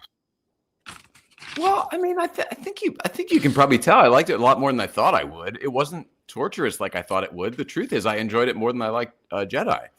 Yeah, really? Or parts of it. I found Jedi to be very uneven. Jedi to me felt like, instead of feeling like you're a story guy, Bob. So instead of feeling like they were doing one cohesive story, it almost felt like George Lucas just had all these different vignettes that he built in his head over these years, and he's like, we just have to do all these scenes, and they're just moving note cards around the board to make it fit.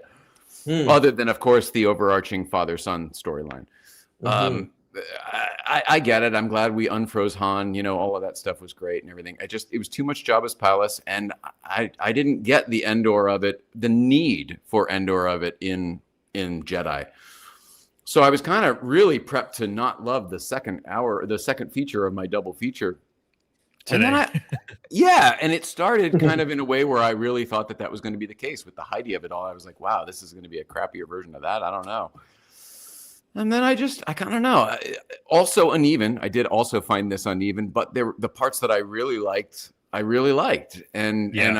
I was surprised at the emotional cues that they were hitting with the, you know, because it seemed like they didn't give a shit when they wiped out the family in the beginning. I go, wow, we're just going to mow through this and not going to feel it all. Okay, that's cool. And then Wilford Brimley and the feels and the orphan, and then, you know, there was a lot going on. So I liked it more than I thought. Overall, this is not my place, so I'm not really the right, like, I almost feel not right scoring a movie like this, because, like, I'm not the audience for it. So I went down the middle with pretty much my enjoyment, which was 3 stars, right down the middle. It's not right down the middle. It's 3 out of 5. 3 out of 5. So it's better down the middle.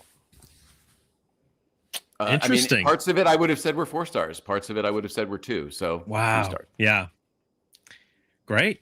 But I mean, I would have come into this thinking I would have given it 1 star. Yeah.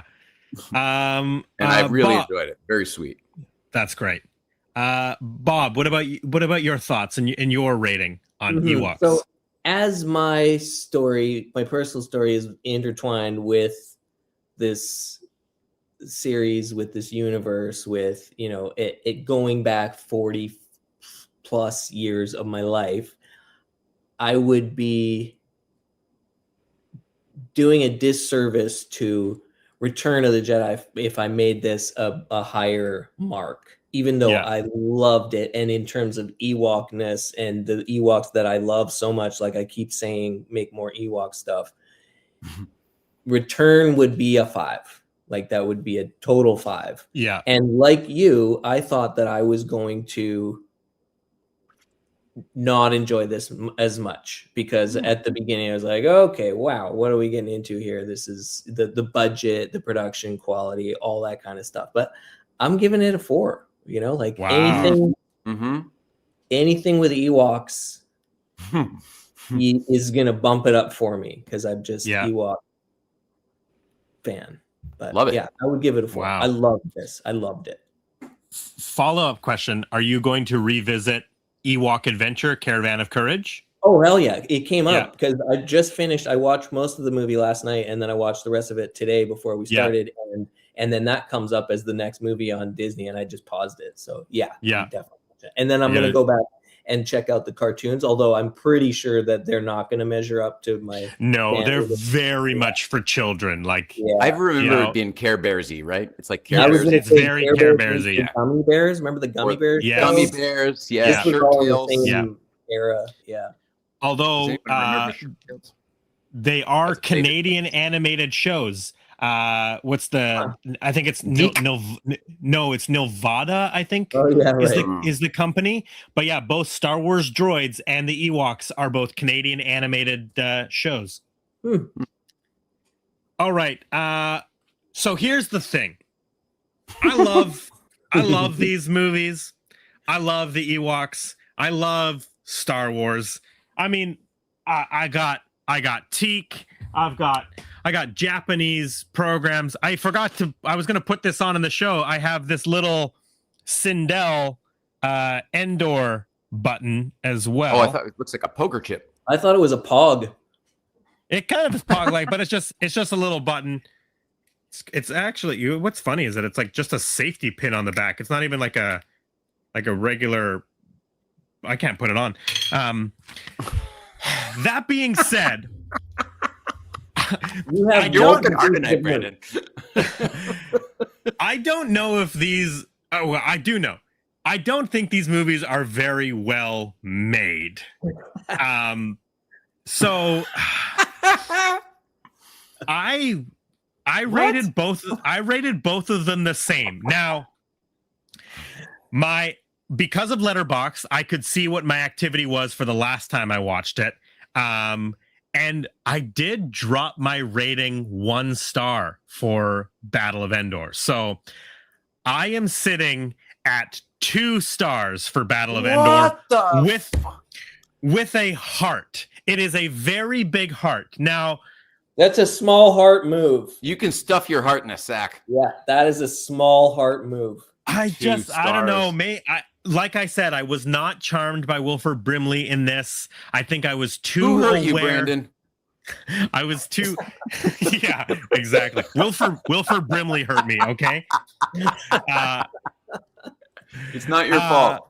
You know, I'm starting to think there is something interesting about like when you watch a movie, because on our Spies Like Us episode, I was much more forgiving for Spies Like Us, and I was aware of like I was just in a good mood. So maybe there was something else that was affecting me, because I didn't feel the full magic of Battle for Endor. I don't think you like Wilford Brimley, because I felt like you underrated Cocoon too. I don't remember, that might have been 3 stars, and that might have been my 5. Like Wilford Brimley. I guess not. Maybe I'm not a brimhead like you guys. Fill it to the rim with brim. Fill it to the rim with brim. Oh my God, is that our first T-shirt, Jay? Is this our first blockbuster year merch? Fill it to the rim with brim. I would love to take that. And I grew up with brim. It's just a silhouette of his mustache. See, this is where the old guy. You think I'm clever? The old guy over here. It was an instant coffee when I was growing up called Brim. I thought he knew that. I thought that was an actual campaign called. Oh yeah, nope, never ever heard of it. because it still holds water though, because it's a play on words. It's filled to the rim with Brimley, and it's, you know, I think that would still work. Yeah. Also, it's a coffee reference, and you just said it holds water, which is awesome. Yeah. But yeah, Brim. Brim. I've never heard of it. Instant coffee. Fills Wow. the rim with Brim. That was one of the commercials on the 3 television stations that we had. That's At correct. That time. Yeah, exactly. That's right. Yeah, I mean, I like that. 2 stars. Have I ever rated these? But for my letterbox, movies, I think are the only times I've outrated a movie. That's true. I think you're I think correct. that he's rating them based on other Star Wars films, like entirely, because the production value of Return is like here, and this one is like here. So I think you're being generous actually with it too. So I will give you the heart. The heart is very important to me on Letterboxd because I've talked about this on the show before. Heart. I'm sorry, I thought you made that up as a thing. Oh, okay. No. Like on Letterboxd. Yeah, I guess I should have explained. So on Letterboxd, you can actually you can add a heart to your review, and I do think the heart is an important part of it because the stars, in my mind, the stars are the quality of the film, but the heart, adding the heart to even like a 2-star movie means like I'm aware that it's not, you know, the best made picture, but I do love it. Like there is enough in there that I'm gonna watch Battle for Endor again. I don't know when that's gonna be, but I'm never gonna not watch it, you know. But just to be clear, like to a 2-star rating, I would never return. I would tell people not to watch it. And just to be clear, like Bob and I also would have given it a heart. So I don't know, you know. So 3 stars and a heart, 4 stars and a heart. 4 stars and a heart. Like I said, I did look at the last time I watched Battle for Endor. I did give it 3 stars, but something about this viewing, it's Wilford. Is what you seem to be put off by. My brims. I'm overflowing. I'm he's everywhere. He's made a mess. Yeah, you need a sippy cup for your brim. Yeah, that's my rating. 2 stars and a heart. Wow. I can't believe I brought, what was it, Fletch last week? I brought that shit back up to a 4-star for everybody. Oh, man, I just felt like we needed to do it. What did you? This one? What movie? Wasn't it Fletch last week? No, last week was Breakfast Club. Oh, that's what it was. But I know I bumped it to a 4. Fletch was the week before. What do I have it? Yes, you did bump it to a 4. And Robbie was a 4.5 on Fletch, and I was a 3. Fletch earned the 4, but last week on Breakfast Club, I was at solid 3, and then the community all sort of pushed me into the 4, and I agreed at the end that it was 4. I had to. Where is it? I had to change if it'll focus here. I didn't realize you were trying to convince Brandon that he should change his rating. I'm not. I mean, it's not that. I'm so surprised by it. You were excited to watch this movie. I was not.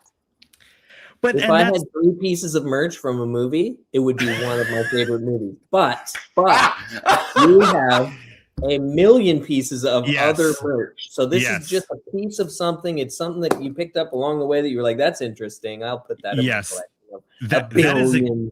That is exactly how it is, because I'm interested in these movies and the time period and Star Wars in general, but it's not like the way I collect things is exactly that. It's not like I'm just focused on collecting all of this one type of thing because it is my favorite thing. I just like stuff and collectibles and weird things. I didn't show this one off, but this is another Japanese. Oh, shit. Whoa. That's cool. And this one is For me, I don't have any other movie things on my Christmas tree. I have 2 Ewok ornaments, no other movie related things. So for me, it's different. That one's awesome. That would make a sweet t-shirt with her face. Yeah. It's still just everything, even in that, it still looks more like a theme park attraction than a movie. I mean, like, come ride the ride, you know? Come ride the ride. Endor.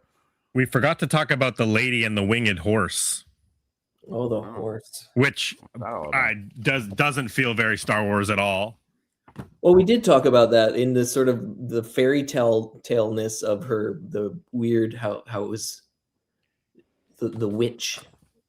Yeah, it was her horse, right? Pretending to be, Oh, her. Oh, right. Yes. Right.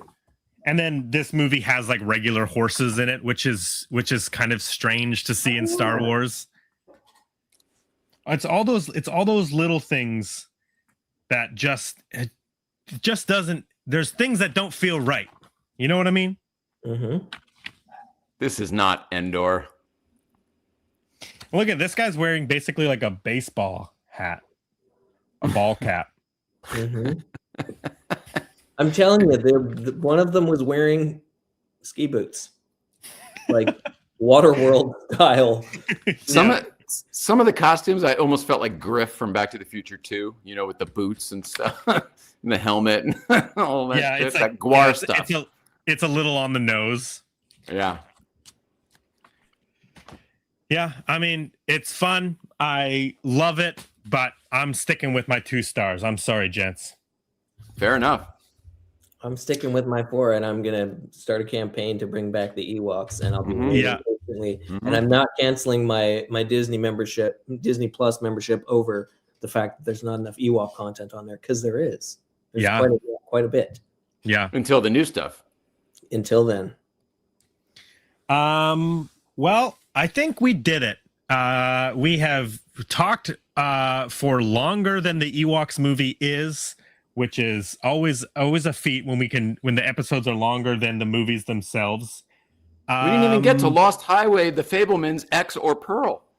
Well, here, hit us with some quick thoughts. I want to know what you thought. Maybe if you could. No, I don't want to waste Bob's time with that. We could spend a whole other show on that. But obviously, I have thoughts, lots of thoughts. But I watched all of those because I know you love them.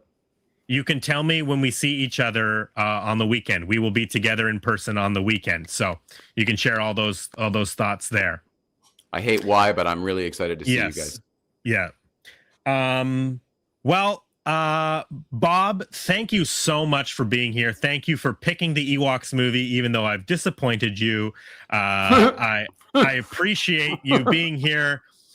I'm such a fan of what you do, and obviously as a boy born and raised in British Columbia, I love that you are sharing some of the most interesting stories and the wildest, weirdest stuff that has happened in this big province of British Columbia. Thanks, man. I love that it's become my job and that I'm able to feed the family and enjoy doing it, and I love it. And I appreciate the support. And I lost my book, but I'm gonna have to come out there and seize all of your Ewoks merch. And yes, exactly. Hey, I told you could have this. I have 2 copies of this DVD. Yeah, okay. So you can have this DVD. I have an Xbox and a PlayStation, and one of them might still have a disc drive on it. So. Yep. Well, you can watch it in glorious standard definition 4:3 aspect ratio, 0 special features. I have a DVD thing with the TV. It's on my TV set. It's like a CRT on our show that has our thing on it, but I own that. Yeah. Well, this is actually these are hard to find, these DVDs. So this is just a part of your collection. But yeah, this is yours. Next time you come out and visit me, this is yours. Thank you kindly. And it is nice to meet you. Oh my gosh. It's so nice to meet you, Bob. Thank you so much for doing it. You're awesome. Yeah, Bob rules. Are you on Instagram, Bob? Yeah. If you look up BC handle? Bob, or that's easy. Bob. It'll come up as that's not my handle, but if there's nobody else. Oh, I got it. Yeah, Bob Kronbauer. There you go. Yeah. Yeah, I've got Bob's Instagram and TikTok in the description below. Right on. The Almanac is available on his website, $25. And awesome. and now you know BC, Bob's TV show, that's in the description as well. I appreciate this, and I appreciate you allowing me to slang this here as well. Oh, of course. I was texting you the other day being like, what are the chances that, because this episode actually was not in any sort of relation to the actual release of your almanac. Perfect timing. It just lined up that your almanac is mailing. I probably am going to get mine in the next couple of days. Yeah. Oh, that's awesome. Jay, where can people find you on the internet? Oh, thanks, Brandon. Porsche Life 111 is probably the main place. Late Night Playset is the talk show that we do. Good Vibes Breakfast Club if you're into car stuff. And we'll be back out on the road soon enough, probably with Mobile One. Let's see, this weekend, if you're a fan of Adam the Woo, obviously Brandon and I and a bunch of other friends will be down at the memorial. So if you see us, please say hello. Love to meet some more folks out there. None of us like why we're getting together, but we love that we are all getting together. Yeah. And we're gonna celebrate our friends. Yeah. Yeah. How about you, Brandon? Where do people keep up with you? Well, first and foremost, follow A Blockbuster Year. Hit the subscribe button. We have Instagram, Facebook. You can find us on there. For all of my movie car stuff, I'm also a BC boy. I'm BC DeLorean, like my friend beside me, BC Bob.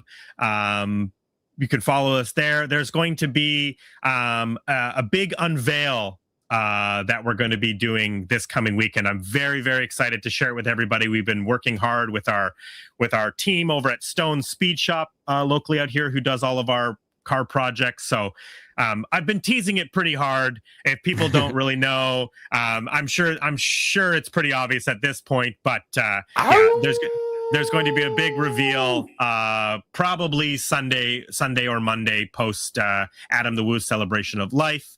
That being said, we are actually going to be off next Wednesday. I'll be traveling back from California after Adam's celebration. So there will be no show next week, but we will be back on the, I should have prepped for this. The 11th.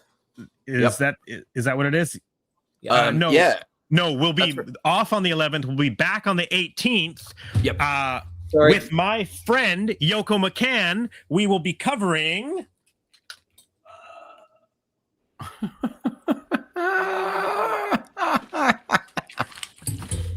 Yoko McCann has chosen Cat's Eye, Stephen King's Cat's Eye with a young Drew Barrymore. So that will be March 18th with Yoko McCann. She's going to be on here. And I mean, look at that little Drew Barrymore with that kitty cat. I'm so in. James Woods.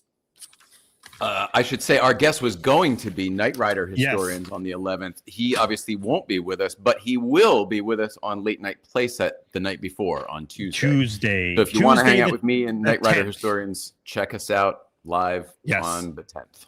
And we will have Knight Rider Historians on the show at a later date. It's just the traveling, driving back from California, the timing, it wasn't going to work out. So also the amount of research you do, like there's no time this week. So that's true. Yeah, I have to say the amount that went into this, I didn't know what I was getting into coming here. I was like, oh, we're just going to talk about the show. The amount of research you put into this and the legwork you've done for this episode is beyond. It's awesome. Thank you. Thank you very much.